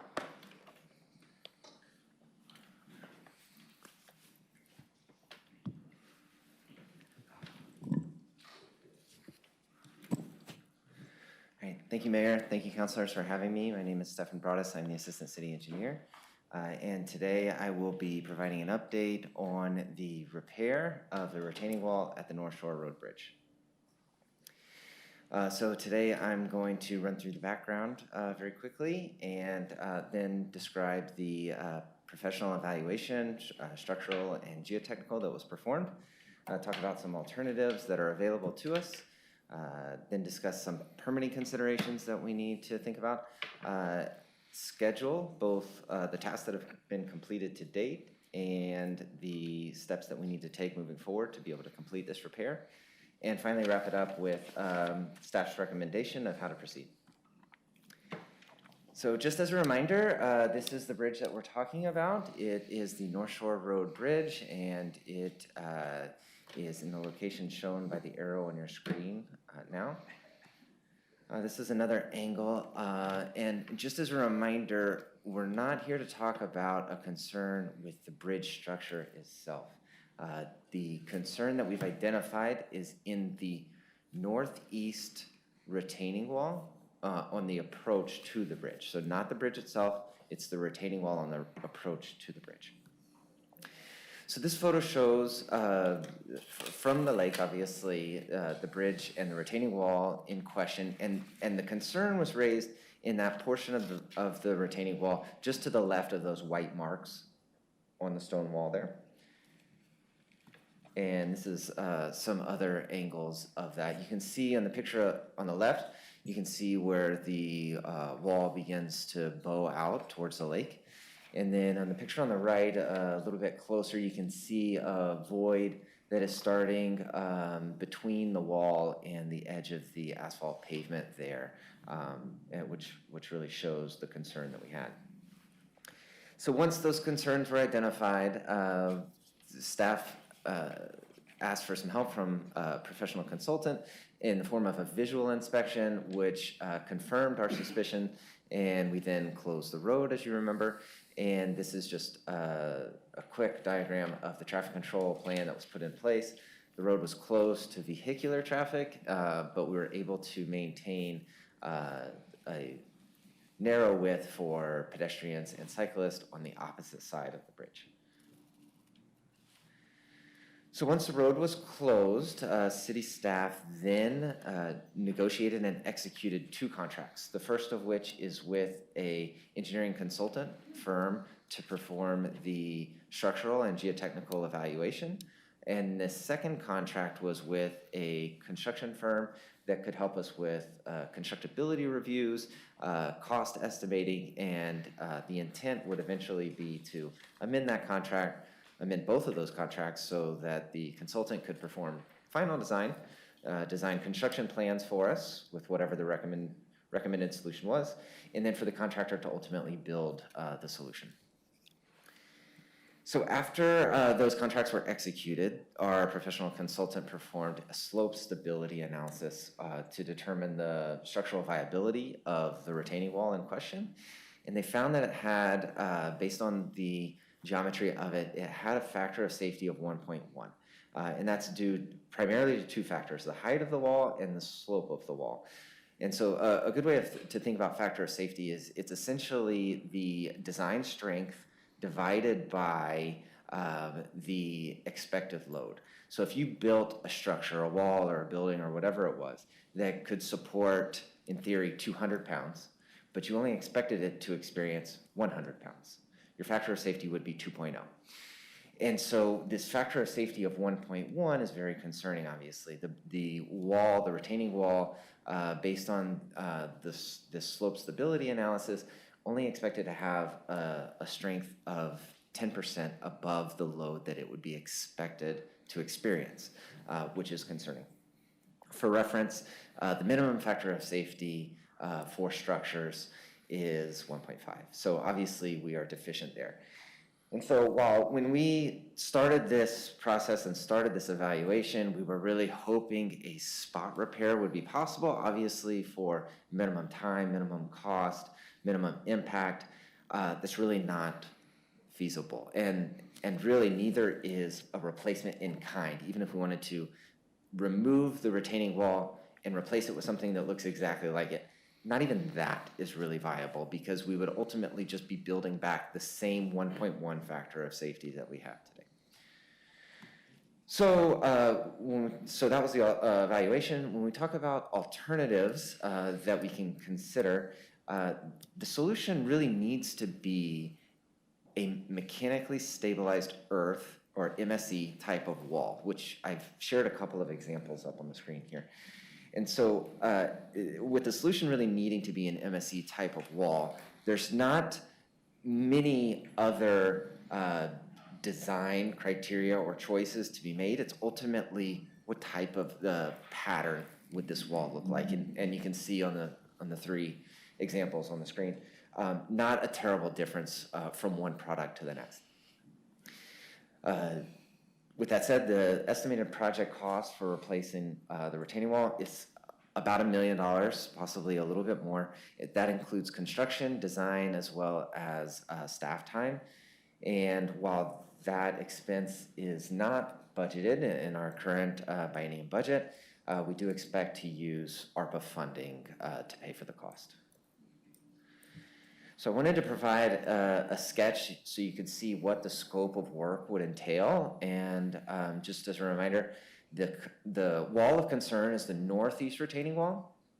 And when our structural and geotechnical engineers looked at this, the retaining wall that we would put in place, that MSE wall of the examples that I showed on the previous slide, it's going to need tieback anchors. And what those are, it's essentially a system to counteract the force that is trying to push on the wall to get it to essentially rotate into the lake. The tieback anchors are a mechanism that just resists that force. It helps supplement the natural force of the wall to be able to withstand those forces.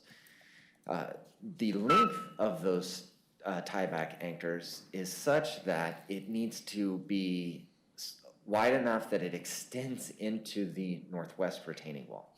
And by doing that, we've gotten to the point where we need to essentially replace both of the walls and have the tieback anchors extending basically from one end to the other.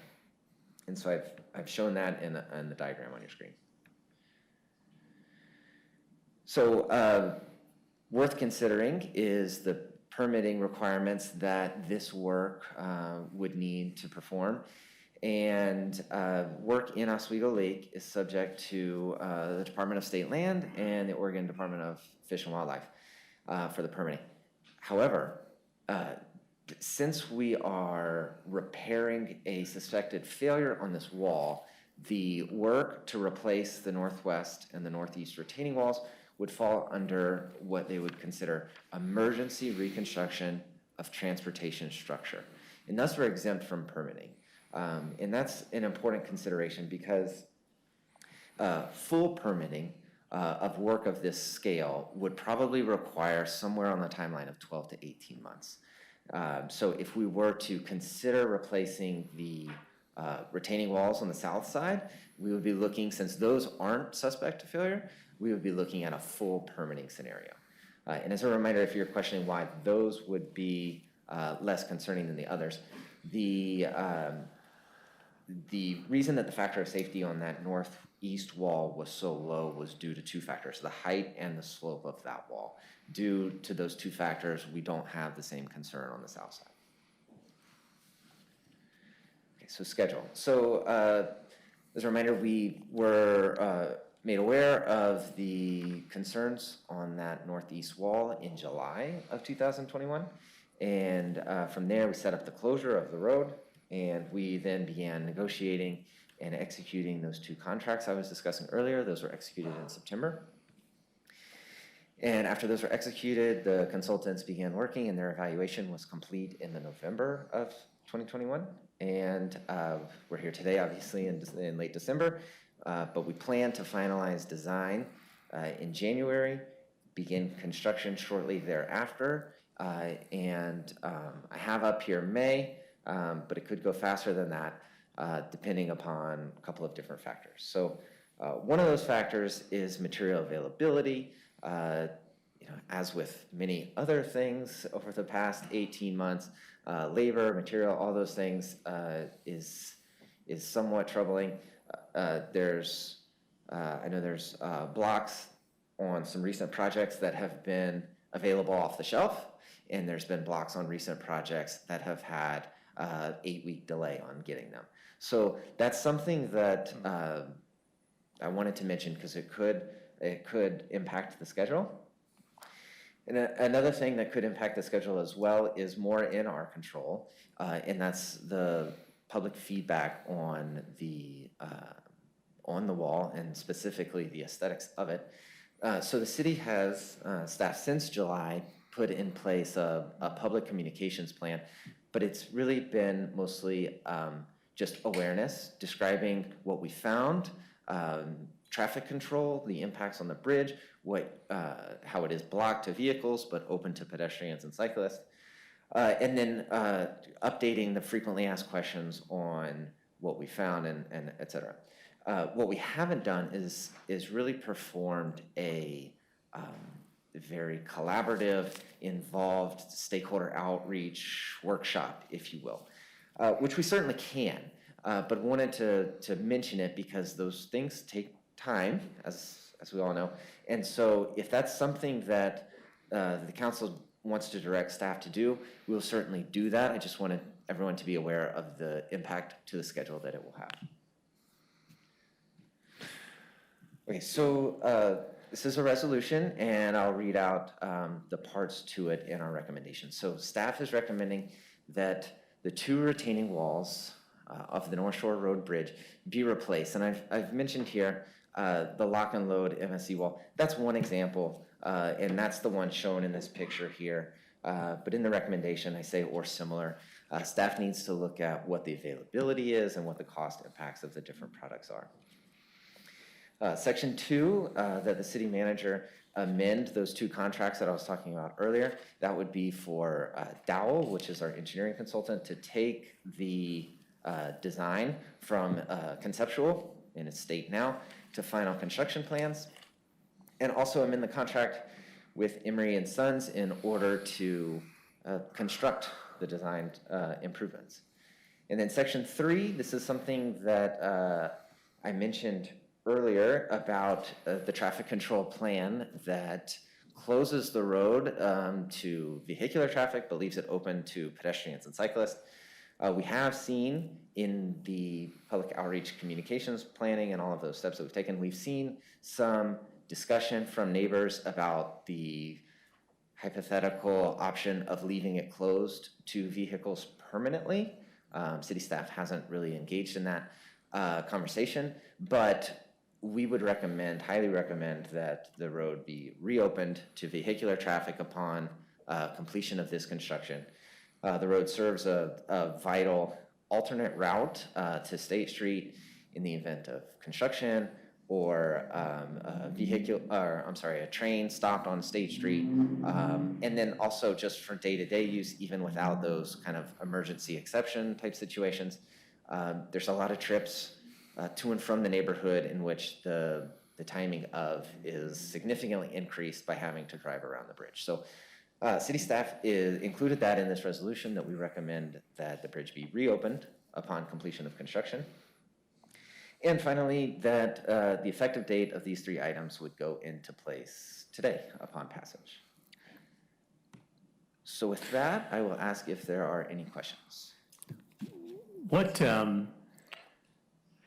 so when it comes to the public engagement piece, is it just you had those 3 photographs of the MSD, is it basically choosing between those aesthetics? Yes, correct. It would be basically looking at, we would need to gather more specific pricing information and more specific availability as far as the different products go, and then doing some semblance of a design workshop to see aesthetically what the preference would be.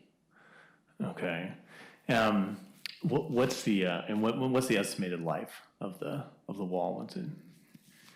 That's a good question. I'd have to look into that, but it would be on the magnitude of 50 plus years. Okay.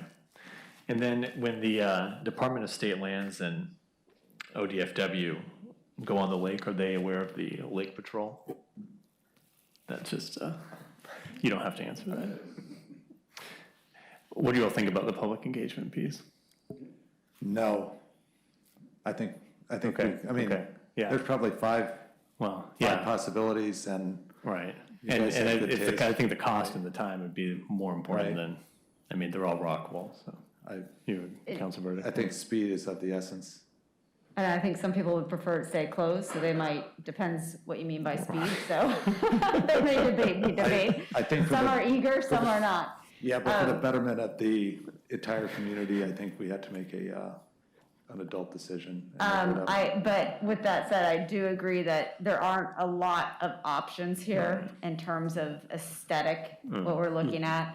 I would just say, I think none of them really, to me, speak to kind of the lake or kind of the architecture in general. So as close as we can get from a color perspective and so forth, if we have to wait a few extra weeks to get something that's gonna look better, I would just kind of keep that in mind in your decisions. But I'm not sure that, because there's not a wide variety of choice, that it makes a lot of sense to go. And I say that with hesitancy because I do really appreciate community input. Right. Council Wynn? I think. Hold this button. There we go. All right. I just had just a question about the bridge itself. I know it's beforehand it was very narrow to begin with, but I assume that the pathways and walkways to cross the bridge are still going to ensure that we're going to make sure it's accessible for pedestrians and wheelchairs and scooters and things. Is that something that was there before, or are we going to put that back? The bridge itself is not a shining star of accessibility. No. Sorry. So if you see on the picture on the left, there is a concrete platform. It would not be wide enough to be considered a sidewalk. And it starts and ends on both sides of the bridge. It's really essentially a place for people to stand and take pictures if they wanted to. But as a functioning walkway, people walk in the road itself. And so from that perspective, the width of the road and the bridge and all of those things would essentially remain the way it is today. I'd say if there's any opportunity to just make it safer for those that may stop and take a picture at least, or for those that may want to get out and that may have some mobility issues, at least they have that same opportunity to take a picture there if they like. So I know that it's narrow to begin with, but I know that we're up against a clock, and there's also a need to do that. So just a consideration if we're able to do it, like we consider it. Councilor Boo? Yes, thank you. And thank you for the presentation. I was gonna ask the same question as Councilor Wen. I walked there a month ago and I thought of that, and I think in rebuilding this, we should consider ADA accessibility, because they are also part of the, and in our goals, we talk about inclusion. So inclusion means that people can go everywhere. And so is it possible to do that? I think from a perspective of accessibility, I would respond to that by saying it's providing equal opportunity, equal access for people of all abilities. And I think in that regard, the bridge could be considered equal access in that a person that was using a wheelchair or a person that was walking on their feet would essentially use the same facilities. And they would have the equal opportunity that they have today. Widening the bridge to provide more of a prototypical sidewalk is on the scale of probably 10 times of what we're talking about now. It's a complete bridge replacement and reconstruction of a wider structure, and not a repair in order to maintain the functionality that you see today, which is what we're proposing. Okay, yeah, thank you. Okay. And the other thing is, are we considering the other structures in Lake Oswego? Do we go and inspect that, and how? Because we have OMSB who always write about that, even, you know, we receive, and I get scared sometimes when I read some of his emails. How good are our structures in Lake Oswego? That's a fair question. So the city inspects, in partnership with ODOT, inspects our bridge structures on a 2-year cycle. And so that was performed, this most recent cycle, we're still awaiting the results of that. But on the cycle before, all of the bridges passed the inspection without any, glaring concerns. And so at this time, there's no structural issues that we're concerned about, other than this retaining wall that we're trying to replace. And in 2 years ago, did this one pass the inspection? So the retaining wall we've been evaluating the retaining wall for a while, but it's somewhat separate and different from the ODOT bridge inspection process in that, again, this isn't technically part of the bridge itself. So the ODOT inspection is looking specifically at the bridge structures, all of which have passed. This wall we've had our eye on for the last couple of years. Noticed some minor movement, and then this summer was really the point in which it became of concern to the point where we felt it was deserving of taking action. Okay, thank you. Okay, So thank you. can I move Councilman. to adopt resolution 21-41? Oh, Second. Oh, Okay. Is there any discussion? Okay, all those in favor say aye. Aye. Aye. Any opposed? Motion passes 6-0. We're going to take about a 10-minute recess, and we'll reconvene at 5 p.m.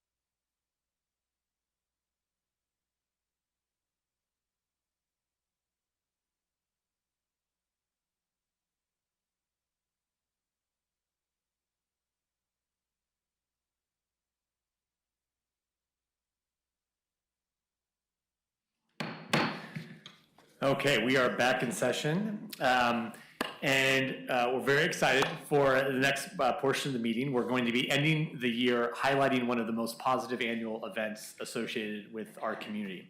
And that's the recognition of selfless service through the Unsung Hero Awards. This year, we celebrate 20 years of recognizing people in Lake Oswego for their impactful volunteer efforts, largely conducted behind the scenes. Each year, we invite the community to nominate an individual or a group who goes above and beyond in serving our community. Even with the global pandemic, there were people, some for the first time, that worked quietly without seeking or receiving pay or recognition to help others. These are people who, when we needed help, put their hand up, stepped forward, and got things done without a motive other than helping their neighbors and their community. These are the people that make Lake Oswego such a wonderful place to live. Over the years, the city has recognized over 80 outstanding volunteers, and this year we are excited to recognize another group of outstanding residents. We're pleased to welcome as our guests of honor tonight the 2021 Unsung Heroes joining us for this special ceremony.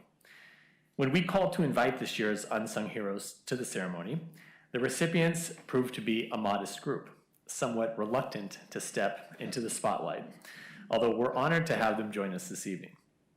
Their responses underscore the fact that these people, their contributions and involvement are second nature, and they have no expectation for rewards or recognition. They are helping others out of the goodness of their heart because it's the right thing to do. All the nominees have made a variety of contributions. All are extremely deserving of the award, with individuals and groups making contributions of volunteerism in all aspects of our community.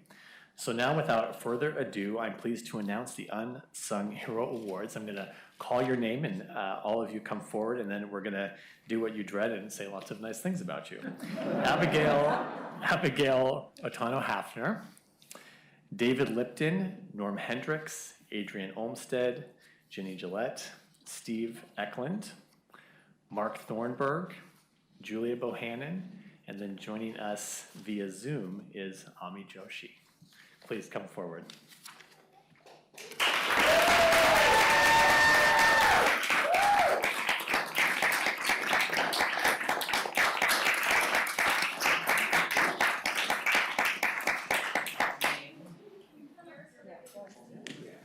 Okay, come this way.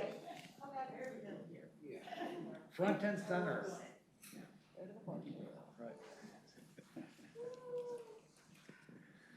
Okay, Miss Abby, please come forward here, come right here. So, Abigail, but I know the students call you Miss Abby, I understand, has been serving for more than 7 years and has tirelessly volunteered her time and energy in many different capacities.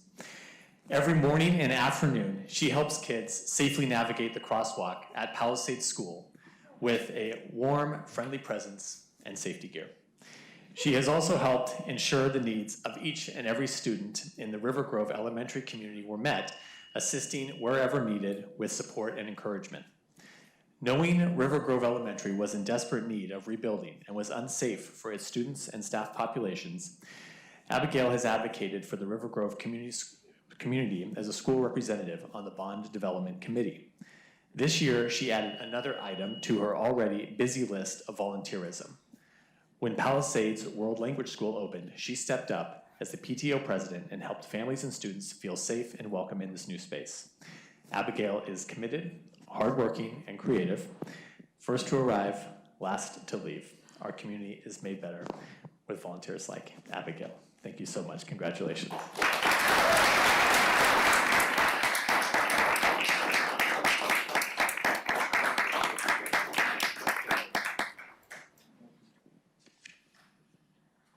Okay, David, Norm, Adrian, Jenny, Steve, please come forward.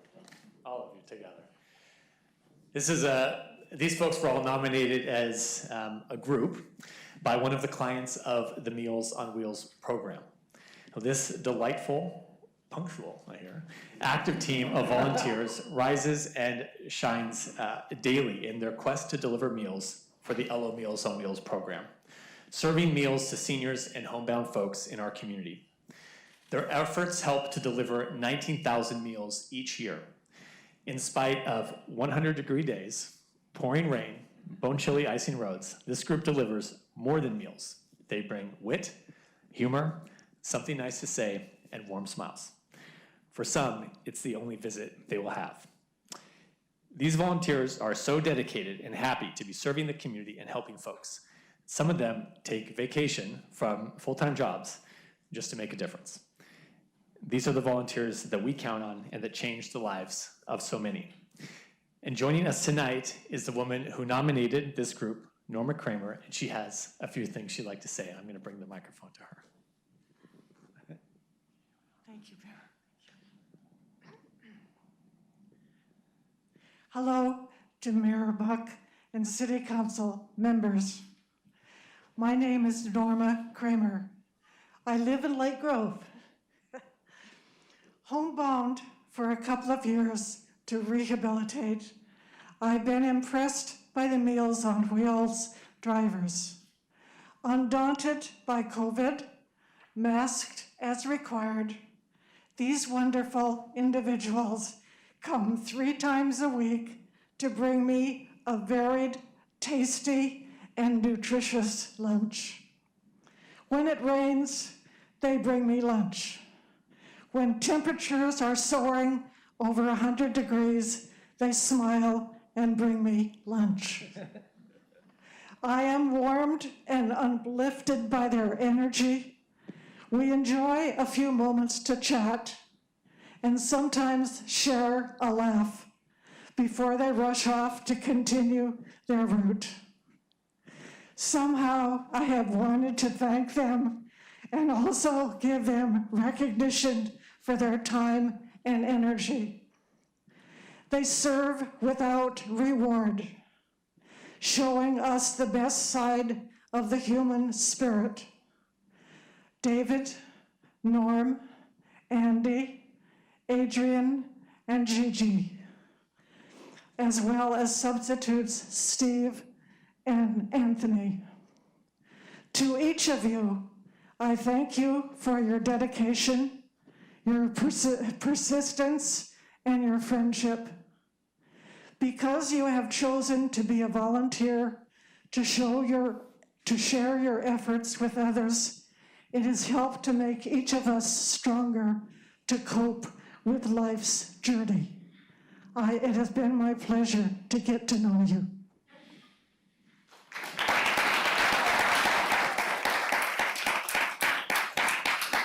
Thank you all very much. Congratulations. Thank you, Norma. Adrian's not here.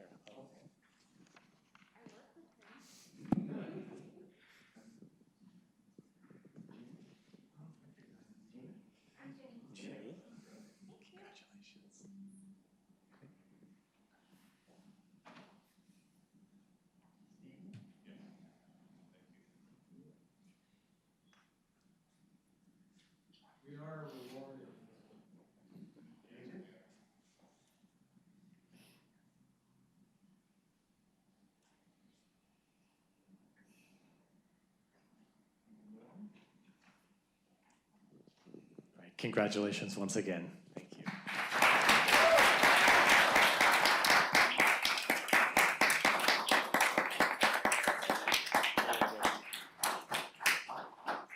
Mark, please come forward. This is Mark Thornburg. Hello.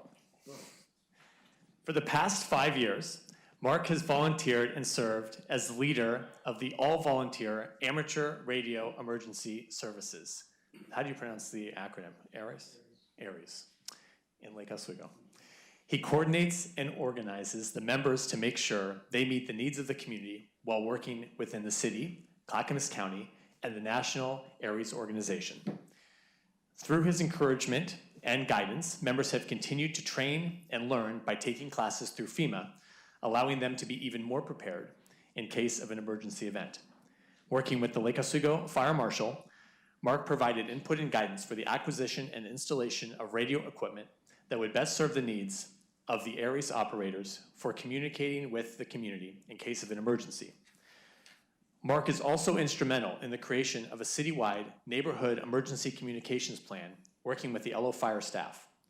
This plan will help neighborhoods with communications during an emergency and allow for critical messaging to be shared by the volunteer Aries team members.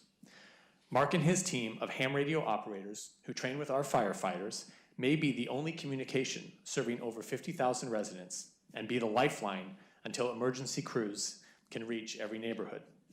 As a community, we are extremely fortunate to have a group of volunteers like Mark who continually train and are prepared to provide life-saving communications during an emergency event. Thank you to Mark for serving his community and providing such an invaluable service. Congratulations.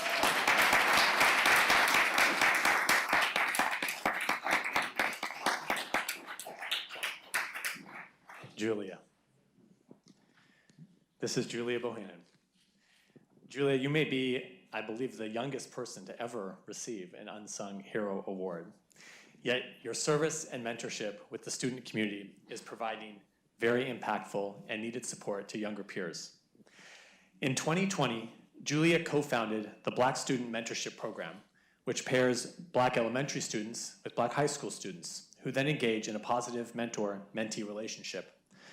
For Black students in Lake Oswego, discovering how to fit in and navigate school and the community as a whole can be especially challenging. Julia's work to connect older students who have been through what younger students are feeling and experiencing has had a profound impact on the well-being and success of her peers. Her work to support the needs of other students has been part of a collaborative partnership with school district staff, and she's spent countless hours improving opportunities for all students. Julia's leadership and collaborative efforts have solidified her role as a young leader, making a difference in the Lake Oswego School District and the LO community. Julia's work forms from a place of empathy and results from a desire to provide students with a type of support and guidance she herself did not have. Her courage to step forward to empower other students cannot be overstated. As a leader in the student community, Julia is also a youth facilitator and collaborator for Respond to Racism, helping bring awareness, compassion, and empathy for both students in the LO School District and adults in the broader community. Julia's passion for creating meaningful change in the lives of students and in our community at large is a lot to take on at her young age, but she is proving incredibly effective, dedicated, and fearless in having such a large impact in Lake Oswego. Thank you and congratulations.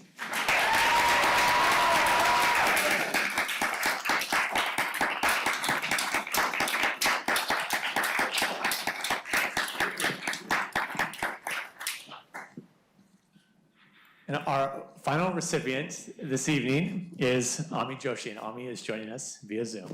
So Ami, we all see your face on the big screen. Yeah, I'm sure you're delighted. Ami has provided extraordinary service to the Lake Oswego community in her role as president of the board of Hunger Fighters Oregon, a local food bank based on the Lake Oswego High School campus and serving families in LO. Ami had already been a longtime volunteer for Hunger Fighters, but with the founder leaving and the organization in flux, Ami took on a leadership role in early 2020 to move the organization forward. Then the pandemic hit. Many families in LO suddenly needed support like never before, and food insecurity became more widespread. Ami immediately stepped up as Hunger Fighters worked to fill the gap and provide much needed food and supplies. She volunteered hundreds of hours of time to help expand services and turn what was a small food closet into a community lifeline. She personally stored boxes of donated supplies in her own home until they could be given to needy families. Ami also coordinated with local leaders to make Hunger Fighters a community asset and find a semi-permanent home for the pantry on the Lake Oswego High School campus. Using her strong analytical skills and her advanced degree in biomedical engineering from Duke, she was able to implement important new procedures which would allow Hunger Fighters to serve more families and provide an expanded online service. She helped secure grants and through her leadership put the organization on firm financial footing, which allowed it to hire its first executive director. Ami has consistently championed expanding Hunger Fighters services so LO families can receive the support they need. In part because of Ami's leadership, Hunger Fighters now serves the LO workforce in addition to LO residents. Because of Ami's leadership, commitment, and compassion to serve her community, many LO residents received the lifeline they needed over this past year and a half, making our community a better place for those in need. And while you could not join us tonight, Ami, we're really appreciative for all you do, and congratulations. Thank you.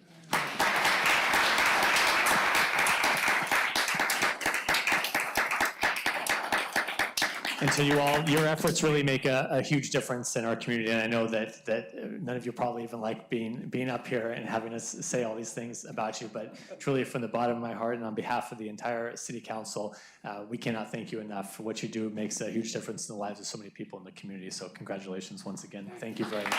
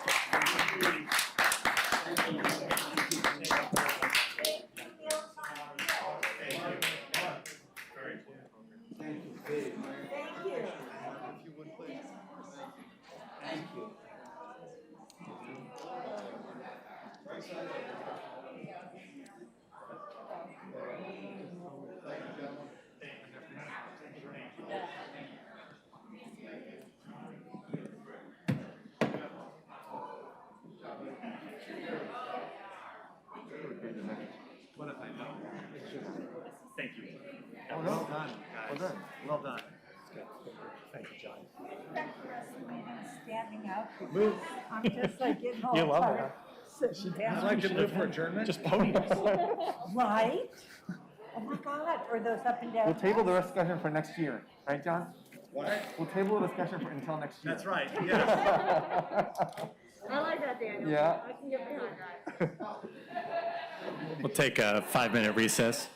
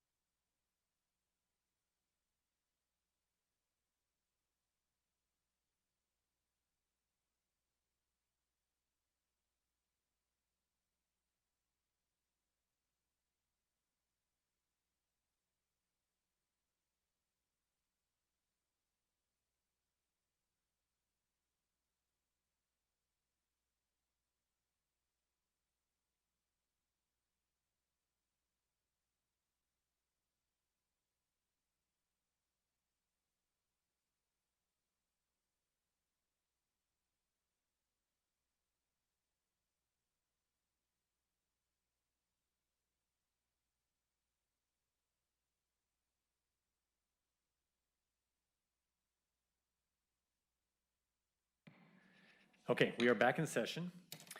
Next on the agenda is, took out of order now, but item 5.2, System Development Charge Exemptions for Affordable Housing. We welcome back Director Siegel. No. I'll just. Oh. Tess? No, yeah, there we Great, go. thank you. Good evening, Mayor Buck, members of the City Council, Scott Siegel, Community Development Director. This item is before you following council direction that the city review its system development charge exemption ordinance, which is a financial incentive that the city offers for eligible income targeted or affordable housing developments. And the city adopted in December of 2018 an ordinance that exempted certain affordable housing developments from system development charges and associated development review fees. And those projects were fairly narrowly defined. And it was really our first foray into offering any type of financial incentive for housing. And up to that point, the city had not even received any direct any application or any request for this type of an incentive, although the council is wanting the city to be in a position to help attract and facilitate specifically a Metro Housing Bond funded project. And that was around the time that the housing bond had been adopted, and it was a council goal at that time to facilitate a Metro Housing Bond funded project in Lake Oswego. Since then, we've done quite a bit of work in developing what might become a housing program of sorts. We've identified opportunity sites, including the Boones Ferry Road staging area. We've worked with other entities, the Sisters of the Holy Names, in their endeavor to develop affordable housing on the former Merrillhurst campus. And we've also provided some support to Habitat for Humanity, which is proposing to, or working toward developing an affordable for-sale housing project, townhome project on property that they're under contract with. So since 2018, we've had a little bit more experience. I think we have more knowledge, more information about what the housing providers and those who are in that industry, what they need actually to fill the gap, to complete the gap in their financing for projects that they develop. We've also been working very closely with Metro and Clackamas County, specifically toward the possibility of developing housing on the former staging site. And what we've learned is that there are just a wide range of housing products and development programs out there that include both rental housing and for sale products. And so the reason this is before you is that the council, I think our staff wanted to put the question before council as to whether we should update the financial incentives to include for sale housing, as they're currently limited to rental housing. And in the process, we might consider, you might consider whether to update the criteria for these projects to be consistent with, well, not only the council's recent decision to approve a development agreement for the North Anchor project, and that has some workforce housing criteria in it, but also to bring our criteria into alignment with what housing providers, what these developments are actually delivering, which is a different type of affordable housing than what we understood or what we had planned for in 2018. So this is the current definition and the criteria that are in our code in the System Development Charge Ordinance. It's LOC 3906 and consistent with our master fees and charges schedule. The incentives are, it's a full waiver of system development charges, all of the system development charges that we would otherwise collect for streets, parks, stormwater, water, and sanitary sewer, for developments that have at least 20 multifamily units. They must be rental units. At least 10 of the units must meet the affordability criteria. So if 10% meet the criteria, then the entire project is eligible for the fee waiver or exception. The units must be guaranteed affordable for at least 10 years. And if they don't meet that requirement, then they're obligated to pay the city back. The units must be continuously rented, leased, or made available for an amount of rent plus expenses associated with occupancy, such as utilities and fees, totaling not more than 30% of the income level, that is 80% of area median income. So that's really the key criteria that we use, 80% of AMI, according to Clackamas County Housing Authority income limits.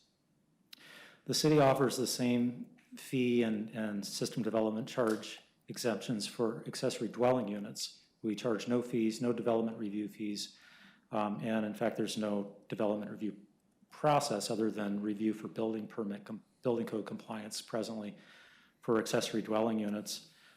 There's no affordability requirement that goes along with that fee exemption. That incentive has had results. We've seen an increase in the number of ADUs permitted and constructed since 2018. But we've yet to see our first affordable multifamily rental housing development.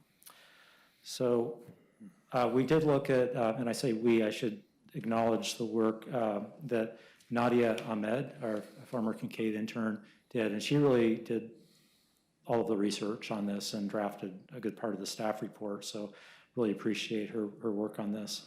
Erica Rooney and I, City Engineer, Public Works Director Rooney and I worked with Nadia and reviewed the findings and sort of co-produced this. So Erica's not able to join us this evening. These are the cities that we looked at. These were the ones that seemed to be most relevant to the types of incentives that we're offering or that we're considering. The diagram shown here is from the city of Bend, and it's a handy little infographic. It shows different types of occupations or vocations, how much those positions typically earn in Bend. You adjust the wages accordingly for our area, and what rents or price levels, including home prices, would be affordable to those households or those families at different income levels, at different percentages of area median income. So as I said, currently our incentives are set at 80% or less of AMI. And in our research, we asked, or Nadia actually interviewed folks at these cities and asked several questions. The first was, do you offer SDC exemptions for both rental and for sale housing? And this is what she found. These cities, all of the cities except for ours and actually Forest Grove, offer SDC exemptions for both rental and for sale. Forest Grove offers what they call an SDC deferral. Really what they do is they defer collection of the SDC until final building inspection or occupancy, and that way they reduce the carrying costs for the builder, which is a significant savings, and it's something that we would have otherwise wanted to consider if we didn't offer the outright exemption or waiver.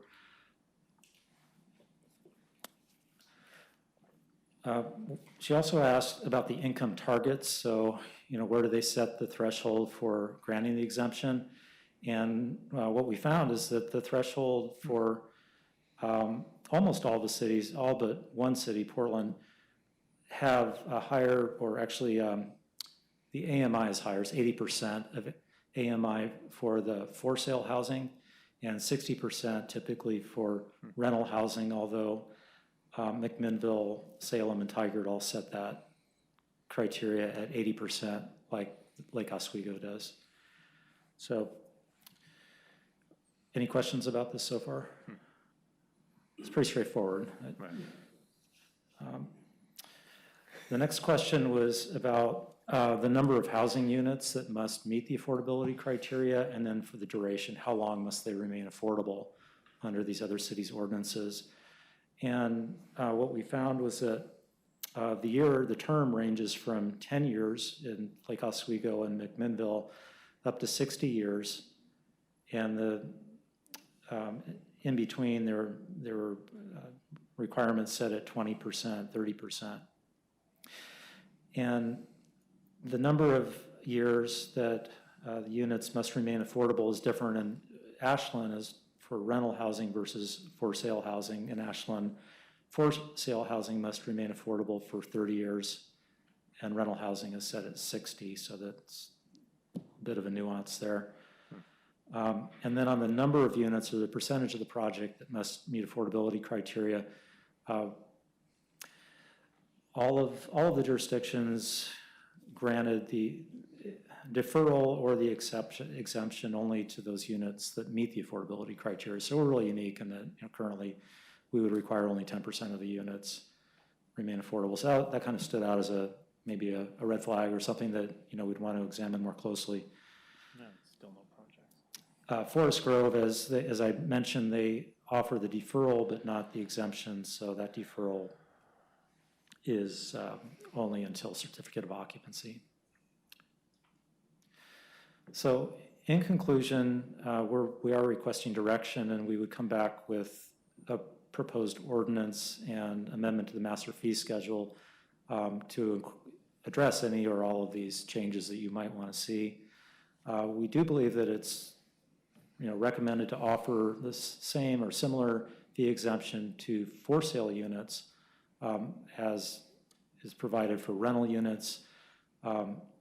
Currently, we do believe, based on this research, that 80% of AMI or less would be appropriate, or at least would be in line with these other communities for the for sale units. And then we should consider adjusting the threshold for rental units to 80% of AMI, similar to the other communities. And one thought around this you might consider is, in order to encourage a wider range of housing and maybe a mix of different income levels, and have some meeting a more deeply affordable range and others at a higher, more closer to market range, is that we might establish the standard as an average or a mean, actually, so that if a development came in with 10 units that were at 40% AMI and another 10 units that were at 80% AMI, that they could receive the incentive. It would meet more diverse needs in the community. And I believe there's some examples of some jurisdictions that have done that, so we could research that if you were interested in pursuing that policy. We would recommend only granting the exception or the waiver to those units that meet the criteria, and so that would change our current standard. And based on what we know about the housing providers out there doing this work that are pursuing projects in Lake Oswego, that wouldn't adversely affect them or their programs, because they are targeting incomes at or below 80% for all of their units that they're producing. Right. We would recommend that we look at adjusting the term. So, for example, the North Anchor Development Agreement set a term of 50 years. You could set it at 30 years, as other jurisdictions have done, or maintain 50 years, or anywhere in between. That concludes the staff presentation and what we were asked to look at. I'm happy to answer any questions. And with your direction, we can come back at a future meeting with the draft ordinance. Okay. Thank you, Director Siegel. Councilor Boop? Yes, thank you very much. Oh, your microphone. Oh, there you go. Okay. Thank you for the presentation. I think it's very clear. I just have some problem, because for me, or maybe I don't understand what's the 80% AMI is around $80,000. How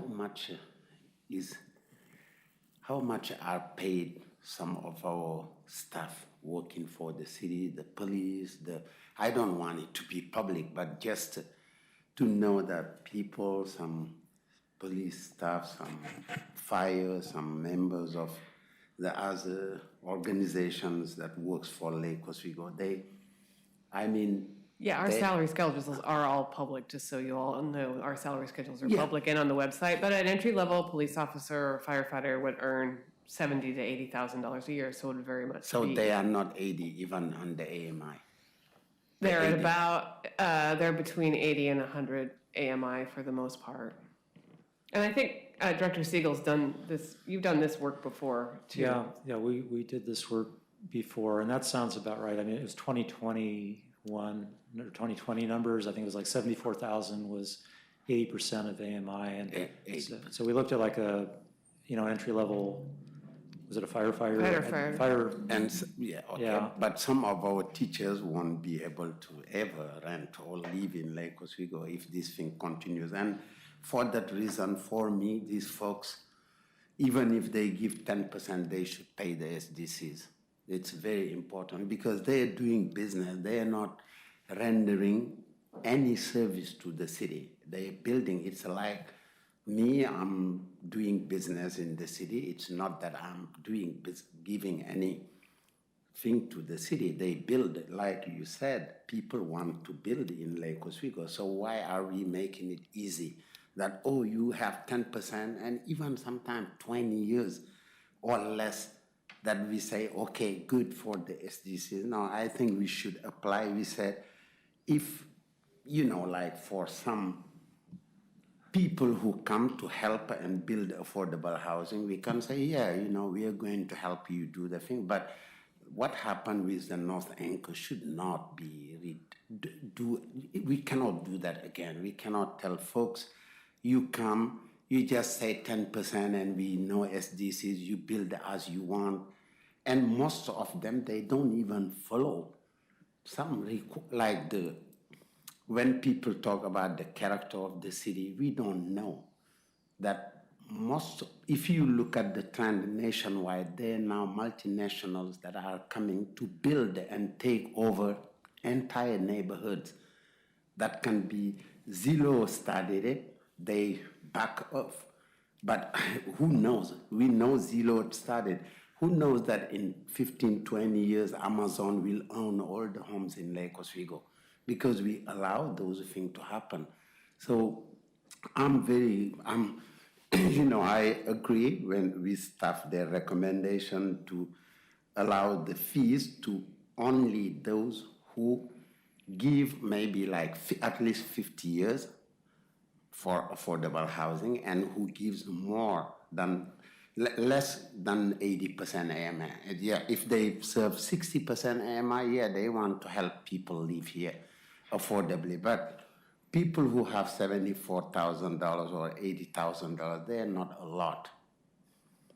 They're not people even who will come and rent in those houses. So for me, we should not allow that. Thank you. Okay. Yeah.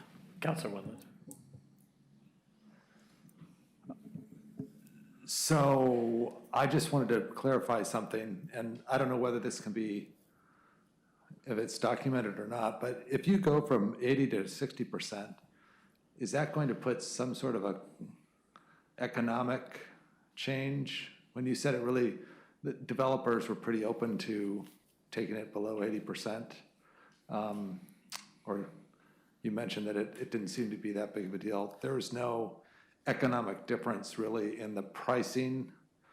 So somebody's got to pay for it somewhere along the way if you take it down, and the longer that you do it for. Yeah. So who's paying that cost other than for the SDCs? So I'm looking at the economic model to make sure that if an apartment was going to be 1,000 at 80% for 30 years, is it now going to be 1,500 if we take it to 60 and 50? Councilor, if I'm understanding the question, so the rental rates or the price for the housing is controlled essentially at whichever level you're prescribing, or less. So if the current standard is, it has to be affordable that those earning 80% AMI or less, and let's say, that equates to a rent of $1,800 a month for a family of four, whatever that might be. If the code is amended to say 60% or less AMI, then the rent level would proportionally, it would be less to align with that income level for the same family, or for a family earning less. Right, I get that part, okay. But in the sense that, is there what I'm trying to do is I don't want it so that the rental rate gets inflated, so that really 60% is really 70 or 80%. Does that make sense? I think it just creates a larger funding gap for them to come up with. To come up with, and where does that funding gap come Well, from? that's- It comes from a Exactly. variety, there's a whole layer cake of capital that developers have to put together. It might be low-income housing tax credits, it might be LIFT funds from the state, it might be Metro Housing Bond. It probably is. It might be Section 8 vouchers. The reality is, when you lower the rents, what happens is the developer then has to get more subsidized upfront capital, because that means there's less money they can borrow, right? Right. So And so I still want to, these projects will have they'll have a deeper required subsidy. Right. If they're projects that are at 80%. If we go from 80% to 60%. Right. right, and I just want to make sure we still have a top quality project and we still have rates for everybody that are within so the consumer is not paying for our policy, if that makes sense. So, because somebody has to pay for it. I mean, it just, and if they do have other funds, then that's news to me. Well, So, okay, thank you. well, I think, I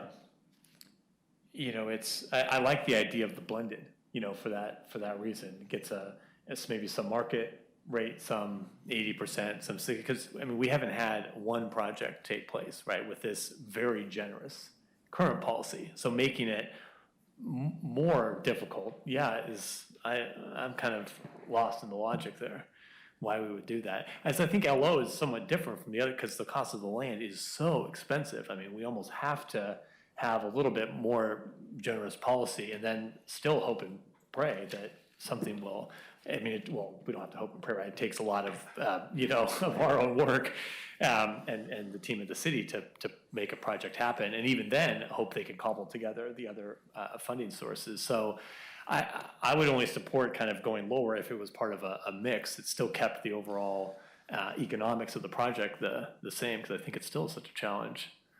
But yet the units that are affordable to people making 60, 50, that also important. And right now, the only reason we're probably able to do that with any project would be the Metro housing bond project. Otherwise, or those housing dollars. Otherwise, it's incredibly difficult, especially in Lake Oswego, for that ever to transpire. But certainly on the for ownership projects, Habitat told us that they really will only sell their product to people making in the 80% AMI range. They're not affordable to people making less, so our waiver should, so I agree with the recommendation there, it should line up with that 80% for the for sale units. Yeah, and I can go back to the table. We found we found communities on both 80% and 60% for rental housing too. So, right. That part of it didn't really stand out as much to us as the term, the number of years. Right. And, Well, I personally think we should definitely raise the number to at least 30, if not, at minimum, it seems, right? Like kind of the life of the first life of the product, But I guess I'm worried, every time you change those variables, it's going to change something in the economic outcome. And that's what, right. And as the mayor said, we're not getting people in with a 80%. 10%. 10%. And so what's the incentive for somebody to do this when we have limited land and we have limited opportunity? So how can, we need the policy to work. We can make it as generous Right. as we want, but if nobody's going to take it, it's Well, really not a good. well, we see the The other projects now coming. restriction in your policy is the minimum requirement for 20 units, and it's possible you want to eliminate, and if you just say 10%, Of any. Which then they would have 2 units out of 20, right? yeah. Right. Right. Well, I think that Director Siegel has a good point, though, that the projects that are, availing themselves of this, benefit are pretty much 100%, it's not like, the Windward, didn't come in and want to do 10%. As I think, there's a reason why, like Mercado Grove, they could have had all the SDCs waived, 10% of the units, but they didn't do it. I think there's some being where they're just, those projects, that they're better off paying the SDCs in their mind than, getting into this, and I think that's the way it's going to be. So as long as we have a policy that's attractive to the habitats and these other, not-for-profit developers. I think that's what. And I just would want to emphasize that this would still be available to a market rate builder who has the inclination to provide 2 units or 8 units, however the math works. For them, it would just be that the SDCs are exempted for those units. Right. Proportionally, yeah. Right. So I don't have the grasp economically of, like, if someone has to build 2%, for example, and the SDC, which one is bigger? Which one is greater? Paying the SDC or letting the 2% unit? Which 10% unit? I don't understand what you mean by 2%. I'm missing. No, like the I'm missing something. 10% in the, when they have the SDCs, when they build when they make 10% of the units affordable. Is it? Yeah, I think that the mayor's comment is on point, which is most of the developers out there, they're doing one kind of product or the other. There aren't very many developers out of there doing the mixed income homes, and that's probably one of the reasons we haven't seen anybody take advantage of it. And for the subsidized affordable housing projects, let me just say out loud that the SDC waiver is just one of the subsidies that is required to make the projects pencil out. They have usually a variety of funding sources. That's part of the reason they take so long to get done, is because the developers have a lot of work to do to pull the funding sources together. So you should think of an SDC waiver as a small contribution to a subsidy from a variety of sources. Correct. No, my question is, can they do without that, without having to hurt or to do it? Usually not. Usually the affordable housing developers depend on that STC waiver. Yeah. Okay. Yeah. Councilor Wynn. And then Councilor Mance. No, Councilor Wynn first, then you. I just wanted to give you you're on deck. I think, I guess, lots have been talked about, but I think in terms of, as Mayor Buck has said, the SDC waiver program really hasn't been utilized. I think that we kind of hold that up as a tool in our toolbox to encourage more of this development. We're not seeing it happen. So I think that in a lot of ways, I think that as City Manager Bennett had said, a lot of the developers, they don't do these types of mixed things, right? We can't expect, a high-end apartment type of developer to do these types of things because they don't perform it well either. So I feel like, if there's a way that we can direct more of our energies towards incentives that really do benefit these housing types of affordable housing agencies that can do this work, because my general thinking is that if you're going to save some money on STC charges, if you're a developer, it's nice to save it for them, but I think the impact is going to be greater for a nonprofit type of agency. So if we can somehow focus more of our energies towards that type of development, because we've had it out since 2018, right? Nobody's really taken advantage of this incentive. So if there's ways that we can help these nonprofit housing agencies to help them to develop these types of for rent or for sale, then I think that's where we kind of thinking more, how do we do that? Many of us went on that Habitat for Humanity tour, and I thought the idea of having that land trust, I think as Councilor Windler brought up, and Mayor Bucks brought up, the land here is expensive, and so if we are able to take the acquisition of the land out of the purchase price and just hold the land in a trust where, the way I understood it is that the homeowner really is just buying the structure itself and not the land. The land is part of in a trust. So that brings affordability for the actual for sale unit much closer in line with the AMI that we're trying to target. But also in terms of the strictly in terms of the enforcement of these, making sure that these stay affordable for 30 years or 50 years, who has the capacity? We don't have the capacity to enforce that. We can't ask them to tell us how much rent you're charging, or do we want to even do that? Well, that's a really good point. So we will have that responsibility, and then whether that's something the city would do, or we would enter into an agreement with Clackamas County or another entity to do that. There are other options, but we are taking on this responsibility when we provide these incentives and record covenants. One thing I would say, Councilor Nguyen, is I probably shouldn't have said that we haven't had any interest in this, because I think that this is certainly in the calculus that Mercy Housing Northwest, and as they've pursued their project, we've been very supportive and encouraging, and this is just one small, but significant part of that. So, and the land trust model is very interesting too, because in other like resort communities like Vail and these places, that's the primary tool that they use. They acquire these properties, or they work with a land trust to acquire it, and then they sell the units. So there are a lot of different ways to deliver this housing. I think the model that we're using for the Boones Ferry roadside, if the council ultimately does agree with Metro and that process moves forward, is somewhat similar in that, we're not giving away the land. City is going to be, made whole for the land, but we banked it, and we've, in a sense, we're making that possible. So there's just so many different ways that we can, facilitate these projects, and this is just one tool. So just looking for some guidance and some direction on whether to extend it to for sale housing or make any of these other changes. Well, so I would support, extend it to for sale housing, but again, if we're able to, if it means maybe moving away from that focus on development of the 10% out of a minimum of 20 units, I think if we can do that, if we can move away from that, just focus it more on where it needs to be redirected, and that's where I think we're gonna have to rely on your staff to come up with some concrete ways that we can do that.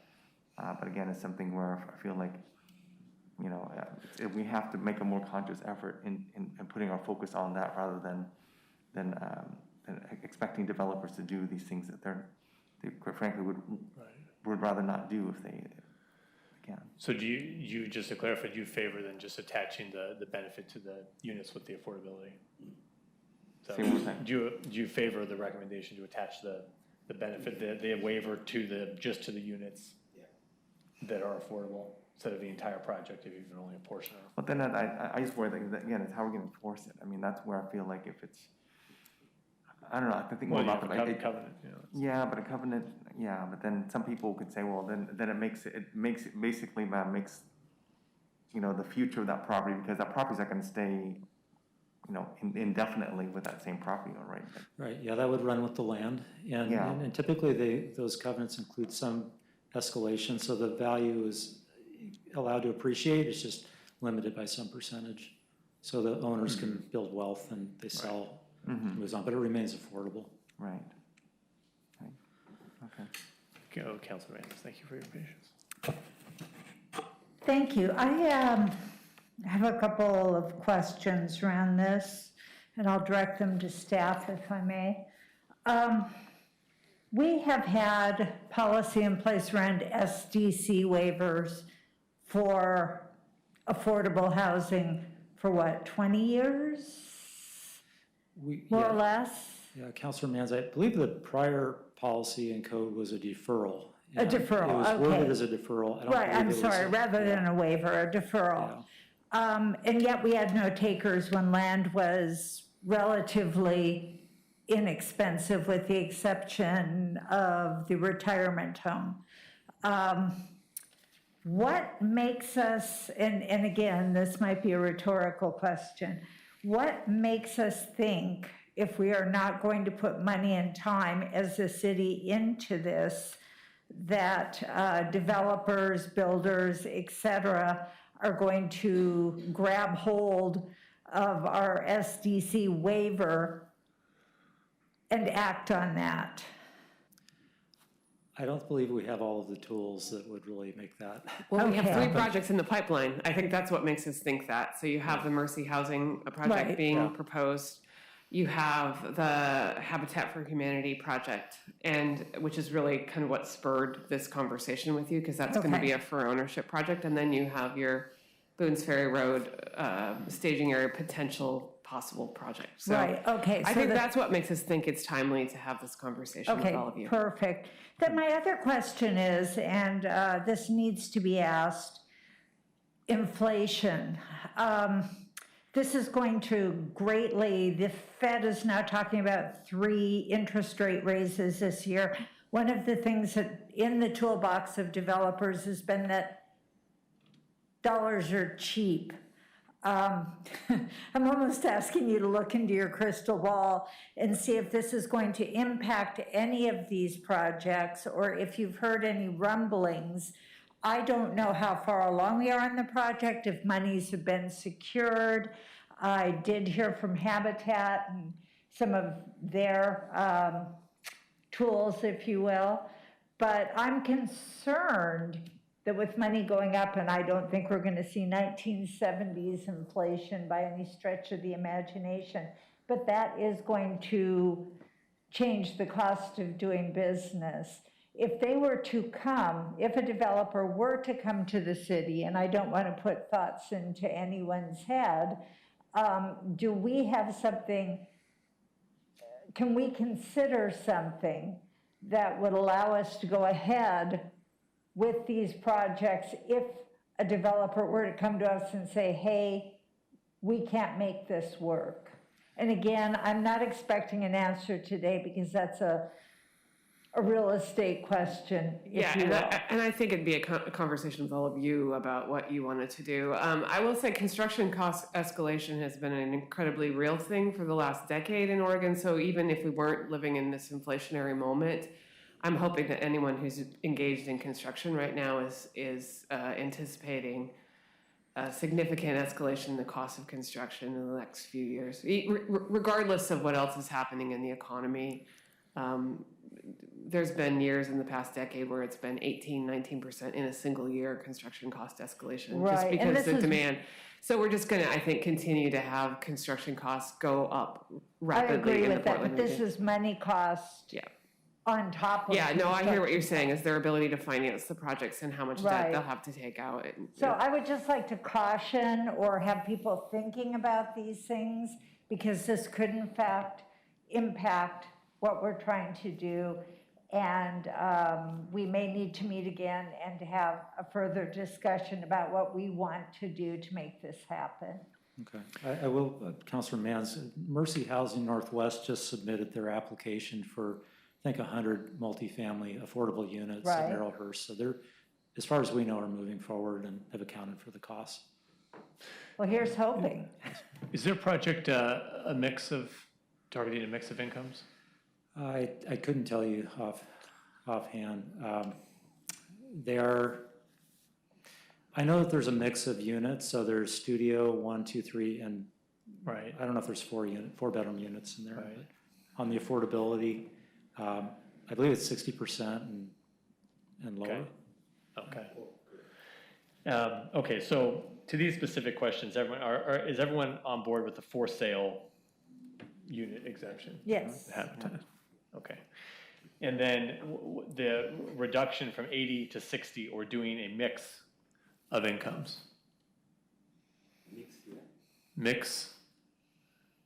A Yeah, little, need more. Part of it is I don't know necessarily what the implications are. I mean, you just throw those out. Why not go to 40?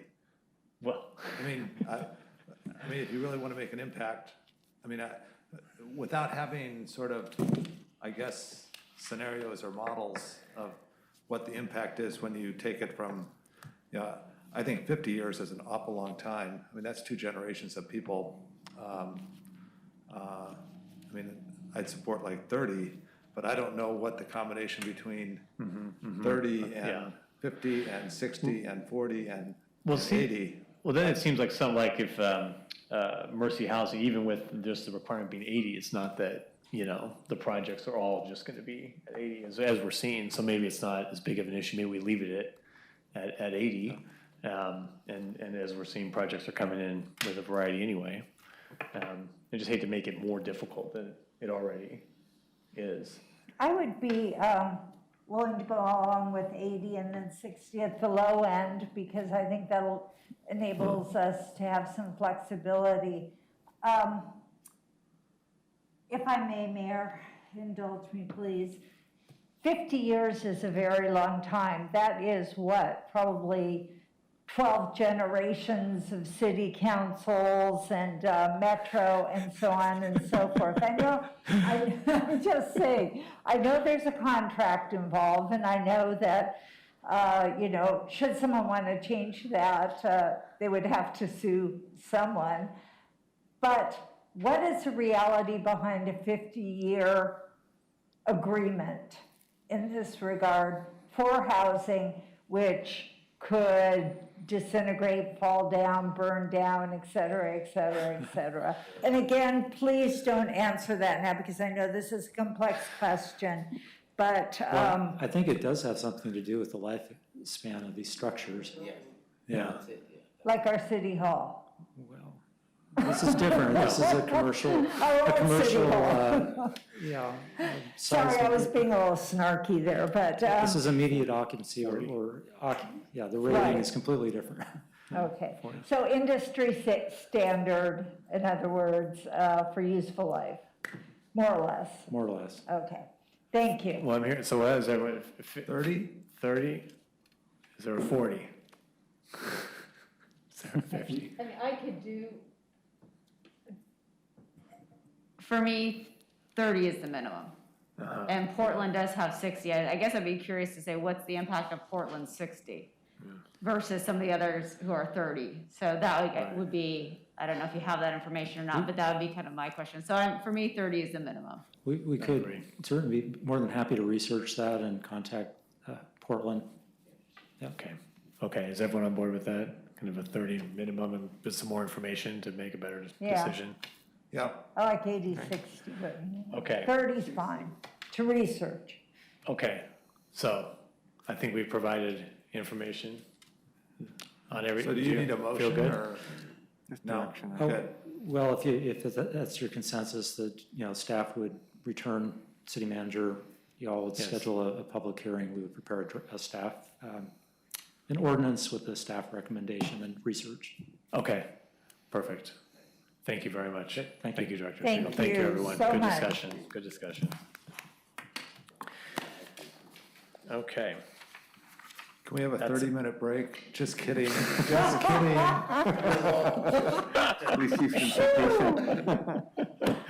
Okay, now we're moving into council business. First item, we have Chief Jorgensen here to talk about police department release of budgeted funds for additional staff.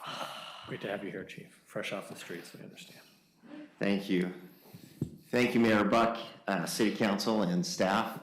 My name is Dale Jorgensen. I get the opportunity to be the police chief here. And I know it's been a long night, and so I'm going to refer to the council packet. There were two items that were provided to you. One's a staff report, and the other one is a budget memo that is dated March 31st, which I believe you all saw during the budget deliberations. Just a brief history.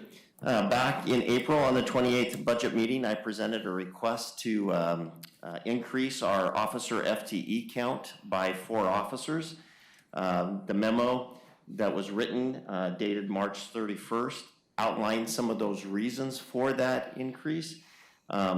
Some of them were, number one, we haven't had a significant increase in our staffing and sworn officers in over 30 years.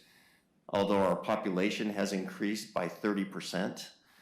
Our workload has increased significantly during those 30 years. Recruitment, hiring, training, and retention have changed dramatically over those 30 years. And that's just to name a few, as was outlined in that budget memo. It was decided at that time, you graciously allotted the money without allotting the FTEs, just the money for future consideration, with the direction that when the community conversation on policing was done, and those recommendations were made, that you requested that staff come back and asked for the release of that money. I will tell you that the report is now done. On October 20th, I believe, we had a community conversation wrap-up meeting where we looked at all those recommendations that were given. And now it's time for me to come back and ask for that money to be released and for me to tell you why and what I'm going to do with it. And so I want to break this down into three kind of buckets. One is workload, one is retirements and hiring, and then I want to finish with the community conversation on policing. And you know, our workload, as we had mentioned before, is one of the main reasons why we need to increase the staffing. Year to date, for the calendar year, from November to November, we've seen an increase of over 2,400 incidents that we have gone on and been a part of. And the calls that we're going to are requiring more time, more personnel to manage, and in some cases much more complex. And because of that, our staffing is hurting. Responding is only part of the call. After we go to a call, we get to write a report that sometimes takes hours, if not days, to finish. We have some investigations that we have to do. And because of our business model, most of our investigations at the street level are actually done by our patrol officers. We have a very small investigative unit that kind of handles those more complex crimes that our patrol officers don't have the time to do. But for the vast majority of most of our crimes, they're done by our patrol staff. And then, of course, we have court cases that we have to go to that takes our patrol officers off the road. As mentioned in the budget memo, in some instances, we aren't able to respond to all of our call load without assistance from our outside help. And, you know, City Manager Bennett wrote a memo on the Friday letter that she usually sends to the City Council 2 Fridays ago, I believe it was. And on that were about 7 or 8 incidences that we had taken care of just in the last 3 weeks. And all those took significant staffing time. And so what we're seeing in the region around us is now coming into our community. And because of that workload, I'm fearful that we won't be able to keep up with our calls for service and be able to provide that kind of service that our community not only deserves, but expects. Patrol is really the backbone of our department. Everything kind of starts in patrol, and it's imperative that we staff our patrol division so that we can respond to those calls. If we lose officers, we have to pull officers from other assignments. Many of you know that we have a traffic unit and a detective unit. We have adult resource officers. We have school resource officers. And as we lose patrol officers, we have to usually pull from those. I think, and I'm not going to malign any other agency, but I think what's happening in Portland in the news is very interesting because their staffing issues are so great, they had to do away with their traffic enforcement unit. And we all saw recently what the headlines in the Oregonian was about how their traffic crashes and traffic fatalities have gone up astronomically. And I don't think it's any, I think it's a strong correlation that you get rid of one and the other one's going to increase. And I think all of you know that our #1 complaint still in this community is traffic enforcement. And so as we get rid of our, if our patrol officers ended up, we had to augment that and start pulling from these specialty units, that workload would suddenly go away. And that is concerning, obviously. Also, I think when it comes to workload, one of the things that we have a very professional staff. One of the things that happens once that workload starts piling on is that's when mistakes can happen and people can get hurt, both our officers and the community. And so balancing that is becomes a very tricky thing. So that was the first the bucket. The second bucket that we kind of talked about a little bit was retirements and hiring. So coming up this next year, we have a number of people that are eligible to retire. The next year, that number will even increase more. And while we've gotten better at shortening our recruitment time to get somebody hired, and as we learned during the community conversation on policing, you now know with Dr. Corey and all the things that we go through to make sure we hire the right people, it's taking longer and longer to get some of those people hired. Number one, the applicant pool is very small in policing, and we're going to talk a little bit about that again. But when you look around and see some of the agencies around us, they're actually having hiring bonuses of $25,000 and $50,000 to come and work for them. It makes it difficult to compete in that market. And what we have decided that we need to do is to kind of have a bench, much like a sports team, so that as we increase our staffing, if we do lose some of those officers, we have enough people that can backfill and still come in. And the bench is not only needed for the workload, but it protects our community from running short on officers needed to do the work that is actually requested, and that is responding to calls. One challenge that we're currently having is getting our new officers into the police academy. So it used to be about a 2-month wait from the time that we actually hired somebody today until they could actually get to the police academy, and the police academy is 16 weeks. Today, I just checked before I came up here, and if we hired somebody today, it wouldn't be until May that we could get them into the police academy. So we're talking 6 months from the time of hire to the time of getting them into the academy. I would suspect as we start to see some of the other agencies try to ramp up their hiring, as they all are doing, that time will lengthen, which will make the issue of getting people in and trained and out on the road even more complex. The last thing I wanted to kind of talk about was just a little bit about the community conversation on policing. As mentioned in the staff report, we finished our community conversation on policing, and while we did identify some items to work on, there was nothing in those recommendations that pointed to not adding officers.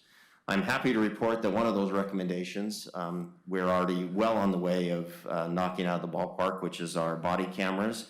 And that order was submitted, and we're just waiting for it to ship, and hope to have them up and running in the first quarter of 2022.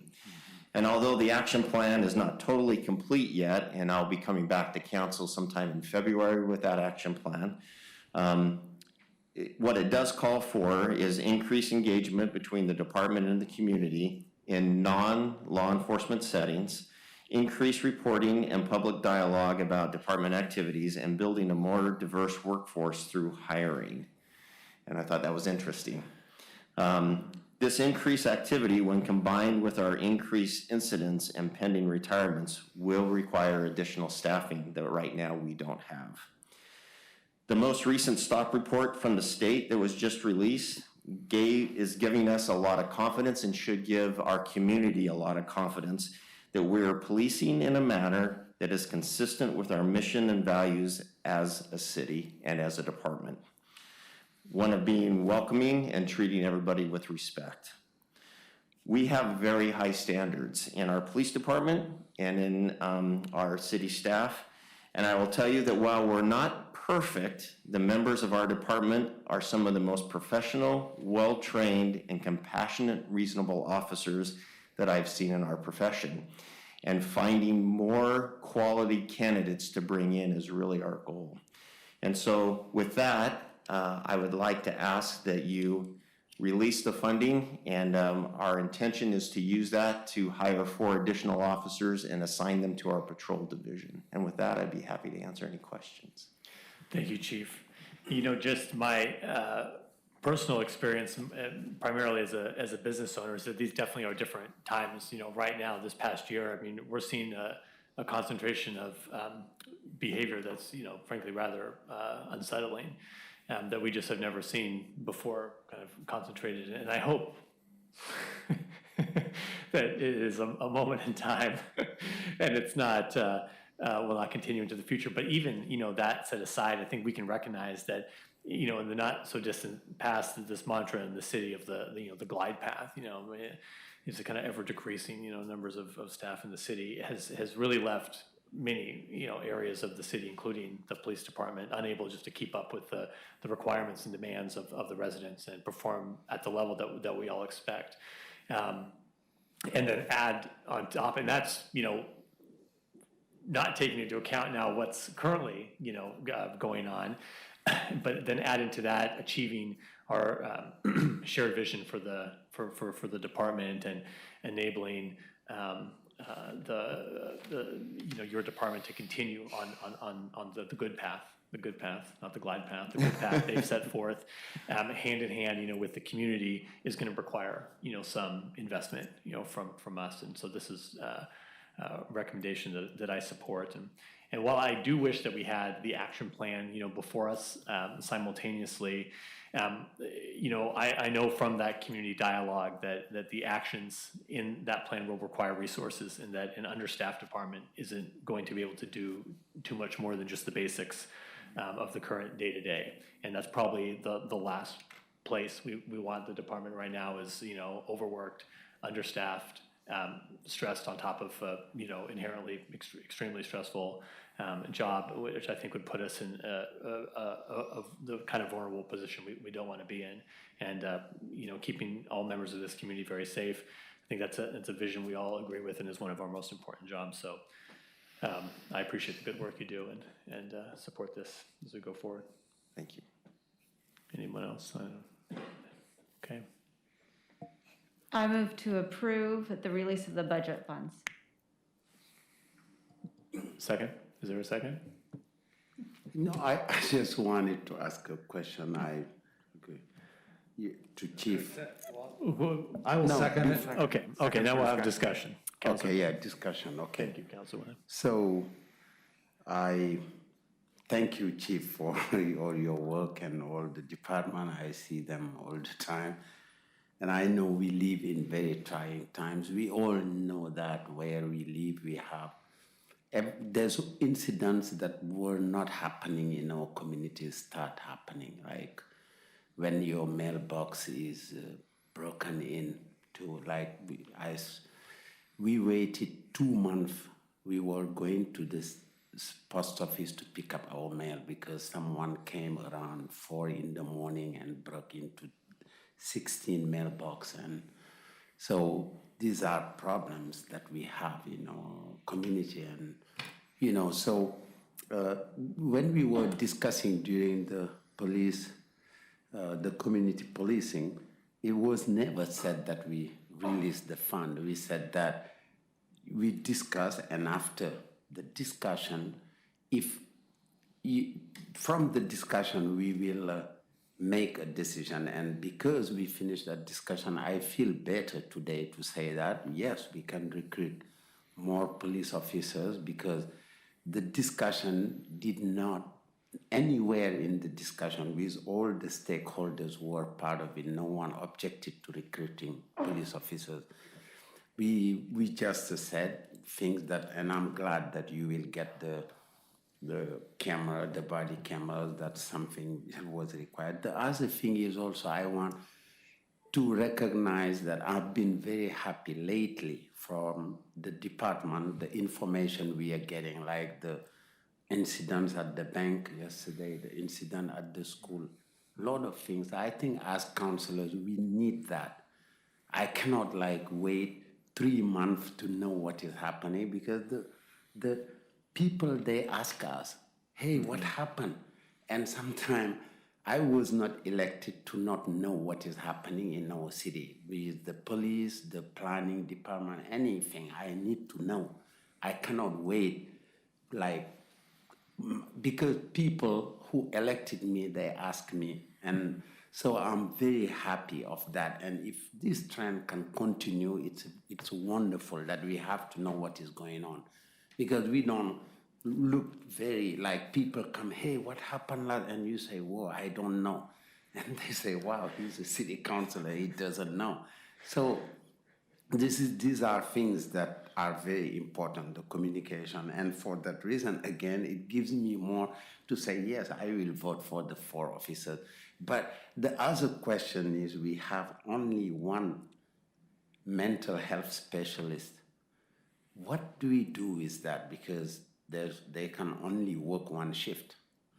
It's 24 hours, they work 8 hours. So after that, what are we doing? Even though I heard we are working with other cities, so what's that? We have the mental health and maybe, so I don't want to kind of get too ahead of myself, but maybe that's one of the things that down the road, later in the year, we can come back and have we'll bring Amber, who is our mental health specialist, in, and she can kind of give you a more broad view of what our vision is, but we do have a vision of what that will look like down the road. I will tell you that right now, and Amber would be the first one to tell you, she's busy, but she doesn't need 2 of her right now. And our vision down the road is to maybe do some other things with some other communities. She's working with Oregon City's mental health specialist. We also have an IGA with West Lynn where she is actually over there 1 day a week, and that kind of helps with some of her workload. There are some ideas that we have that will kind of help bring that more in line with maybe some caseworkers. So Amber goes out and takes care of the immediate need, and then the long-term solution is something that a little bit different that we still need to look into and kind of look where that path leads us. Yeah, because I was asking that because for me, the SROs we have, it would be better for us to have mental health specialists than police officers that we could use for other work or for other activities rather than being at the high school or any school. Well, I will tell you that Amber, just round numbers, and I could be off by 5 or 6 of these. I just got the stats a couple of days ago. But Amber's been on about 89 calls since she's been here in April. And 80 out of those 89, she's asked for a police officer to go with her. So even if we had 2, we're still going to be going. And I remember I was going to answer your question, Counselor. What happens when Amber's not here is we have on-call ability, so we'll either call Clackamas County or we'll call Amber and wake her up, and she's gracious enough to be on call and come out. So that's how we kind of deal with that. But most of the time we're able to handle that through referrals. So if our graveyard officers encounter something, they take care of the situation and then they refer it to Amber and then she follows up. And that's where that caseworker would be maybe instrumental down the road. But again, we're not quite there workload wise. Okay. So yeah, I support your ask and yeah, thank you for your work. Thank you. Thank you. Councilor Wynn. Oh, thank you, Chief. I think just wanted to thank you just for your hard work and for your patience. I know that there were people earlier this year that asked us to allow the police dialogue to conclude and to complete before we bring this to council again. And I know it's hard. It's definitely being have a department that is stretched thin, and add to that the climate that we're in, and also just the inability just to look at the candidate pool. I know we, in all industries, and police is not immune to that either.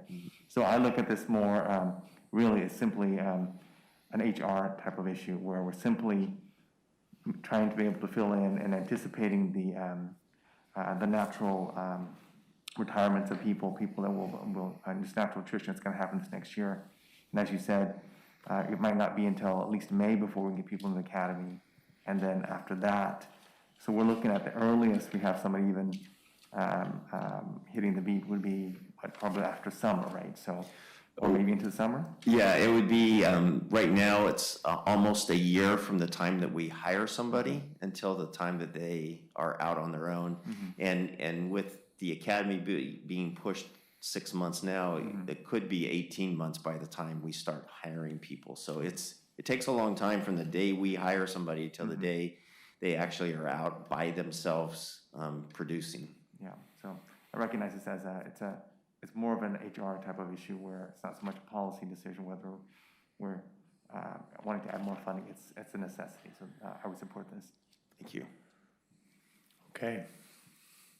All right. Any further discussion? Looks like not. We're going to just do a voice vote. So all those in favor, say aye. Aye. Any opposed? Okay, motion passes 6-0. Thank you. Thank you, Chief. Thank you very much. Appreciate it. Okay. Next, we have the consent agenda. Just a few items here.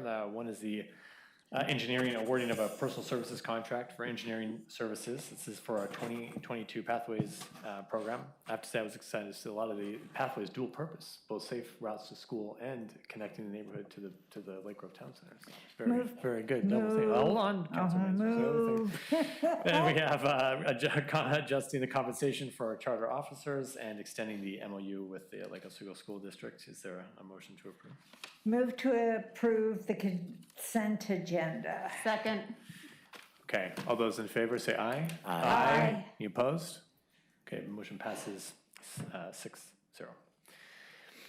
6-0, yes. Okay. I'm just like, well, without Councilor Renfrew. The information from council, if anyone has anything, I just have a few things. First, just to note that there are many great events taking place in the city over the holidays, and we have information on the city website about these great events. So please take part. They're for everyone to enjoy. We also still have our council goal input is out there. So if you all please, share that widely. There's a link. People can provide their input for as we also think about our goals, going into the next year. Soon we'll have input from the boards and commissions. We'll also make sure a calendar invite goes out for the Board and Commission Summit, which is a little bit like third week of January or so. We're going to do it virtually like we did last year with the breakout rooms and to 22nd, second week. Oh, second. That was 13th. Oh, 13th. Okay, I have the 22nd. And then I wanted to give a thank you to Councilor Nguyen for serving as the council president this past year. And thank you so much. There's many duties people don't know about that we're not going to tell anyone what they are, but let me just tell you, there's duties. And then I'd like to put forth Councilor Winland as the council president for next year, and I want him to sit on that and think if he's ready to take on these unstated duties before we vote you in at the first January meeting. I'll get back to you after I talk to you. Yes, no, I would be honored. So. It'd be great. It would be great to have you. And I have to think about it. Right. No, I'm kidding. He's going to be the best president. Yeah, right. You get one extra coconut room. Yes, that's right. And then You should go on vacation like 18 times. You're right. And we can finally get the city running right. No, just kidding. We have Just kidding. we have coming from there's still input. I think hopefully we can talk about region-wide on the I-205 thing. And so that there's still the public comment period, opened up. I may have mentioned it last time, I can't remember, but the C4 sent in a letter basically asking the Transportation Commission to use the funds coming in from the IIJA legislation to forego everyone knows that tolling is an eventuality, and the congestion pricing model, is something the legislature passed and all of that. But the region feels like it really should be rolled out simultaneously, not just on this one section. So we've talked about that before. So they've sent that recommendation, but we as a city can also stress that. And I think that Lake Oswego, Westland, Oregon City especially have an important voice in this conversation. So I want to make sure that we, it's kind of a lot. And then there's still the RTP piece of it as well. And so City Manager Bennett and I will track those Do we need to send another letter, or can we do one from the three city councils or something? I mean, they don't seem to actually listen or. Yeah, so the mayor and I think is going to join with some other mayors and the county chair in Clackamas County to send a joint letter to the OTC. I think that's in the works. Oh. Did I see a draft? I don't know. At your last meeting with the mayors and the county chair, you guys agreed to send something. So, Oh, yes. I think that you might want to change who you're writing to. I think ODOT feels that they got the direction from the legislature through House Bill 2017, so I think they feel like they're marching down the required path, and so I think you may need to think about your legislators or maybe All legislators? a JPAC Metro Councilor. Yeah, I think that it's time for us to contemplate a different audience. I think just because I think ODOT feels very constrained. And I'll get some advice from the legislative director at the League of Oregon Cities too, and see if he can give us some guidance about maybe where the right place to go would be. Okay. Although the timing sort of sucks for him, but that will work on. So, yeah. Okay. Councilman, thank you. Not much to report. I just wanted to give a shout out to the two boards and commissions that I was liaison to this year. That'd be the Historic Resources Advisory Board and the Parks Board. Always gracious, always timely meetings. They do tremendous work, so I thank them. In addition, and this is a little bit unorthodox, I would like to wish a very happy birthday to Ethan Feinstein, who is turning, I'll probably get this wrong, 9 years old today, and has been a grand supporter of mine since he was born, basically. So, thank you. Very nice. Thanks, Councilman. Councilor Boop? Yes,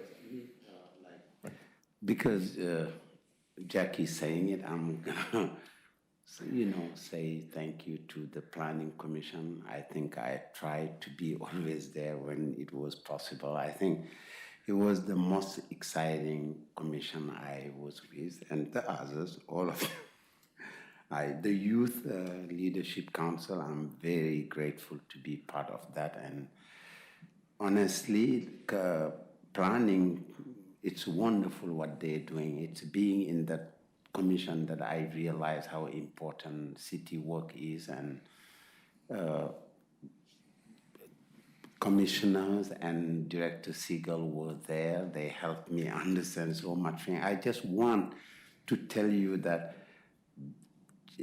Chair Heap is inviting council to think about the Saturday market, to think of the charter of the Saturday market, like I don't know, I think it's not a planning problem, it might be park problem, but just, he told me I have to tell council that they're thinking of the Lake Grove Saturday market, Sunday market, or I don't know, it's a market there, I've been there. So just when people give you a commission, you have to say it, and I had to say what Chief Heap wanted me to say today to council, if you can think about it. So thank you, and also it has been a pleasure working with all of you folks, all of you. You are wonderful people, you love this city. We can disagree in things, but we are friends. I think we are the best council that has ever been in LO. Bravo. Yeah, that's right. We'll take a vote on that. Ms. Bennett, do you have any? I have a few things, and let me just tell you, City Manager Maxim is the current council is the best council. Just think about it for a little while. I'm not going to explain the joke because I always hate it when people explain the joke to me. First, a brief reminder that city offices and the library and the ACC are all closed on Christmas Eve and New Year's Eve this year because the holiday falls on a Saturday. That means the observance happens the day before. Second, I hope that you all had a chance to observe and acknowledge the amazing piece of art that has been installed here in the atrium of New City Hall, and I want to congratulate the Arts Council on a very successful commissioning and installation of this piece. There will be a celebration and recognition of the artists and sort of a I guess you'd call it a christening. I don't know what you would call it exactly, of the piece after the first of the year, and we'll make sure you all know about that. But it was very exciting to see that piece get installed today. And then last but not least, I just want to make sure you all know that you will get your piece of homework for goal setting on January 7th. So in case you're wondering, I know many of you are thinking about it already, but I will give to you a packet that includes all the input you've gotten from the public, from the boards and commissions, from the city staff, and then you will go forth and hopefully do the pre-work, because I think that homework that you do in advance is what makes our goal setting go successfully. The goal setting is on January 22nd. Oh, that's nice. The board and commission summit is on January 13th. Other than that, I wish you all a happy new year. And I'm done. We were, with regards to weather or anything like that? I can tell you that there is a potential snow in the forecast. Of course, the snow is for right now Sunday and Monday. Unfortunately, not Christmas Day. I was kind of hoping for a white Christmas. But as you all know, 6 or 7 days out, the forecast is still a little murky. So I'll keep you posted as we get closer to the weekend. As long as we don't get a half an inch of ice followed by 3 inches of snow followed by a full inch of ice afterwards, I think we'll be fine. We'll be okay. Actually, I think we're good at that now, so we could probably do that event again. So as long as we don't get 2 inches of ice, we'll probably be okay. So, Do we have our generators in? I'm sorry, excuse me. Are the generators in? At the water plant and the waste and the intake, no, of course not. Oh, okay. No. Yeah. Didn't think so. Okay. Yeah. Okay. Thank you, Ms. Bennett. Next, we're going to go into executive session, and I'll ask Attorney Luce to read the legal parameters for us, please. Thank you, Mayor. The Lake Oswego City Council will now meet under authority of ORS 192.660 sub 2 sub I to review and evaluate the employment related performance of the Chief Executive Officer, as well as other public officers, employees, or staff members who do not request an open hearing, and F, to consider records that are exempt by law from public inspection. Thank you. And this will conclude the broadcast portion. Wish everyone in the community, happy holiday weekend and a happy new year. And thank especially, I know many of us will have a nice long, weekend of things, and but recognize the folks in the city that will be working through the holiday weekend, keeping us safe, and doing other critical functions. Also, folks within the community serving essential functions that will also be working. We appreciate all of you very much, enabling us to have a good time with our families. So with that, we will conclude the broadcast. We'll take a little recess, and then we'll convene in the side room here.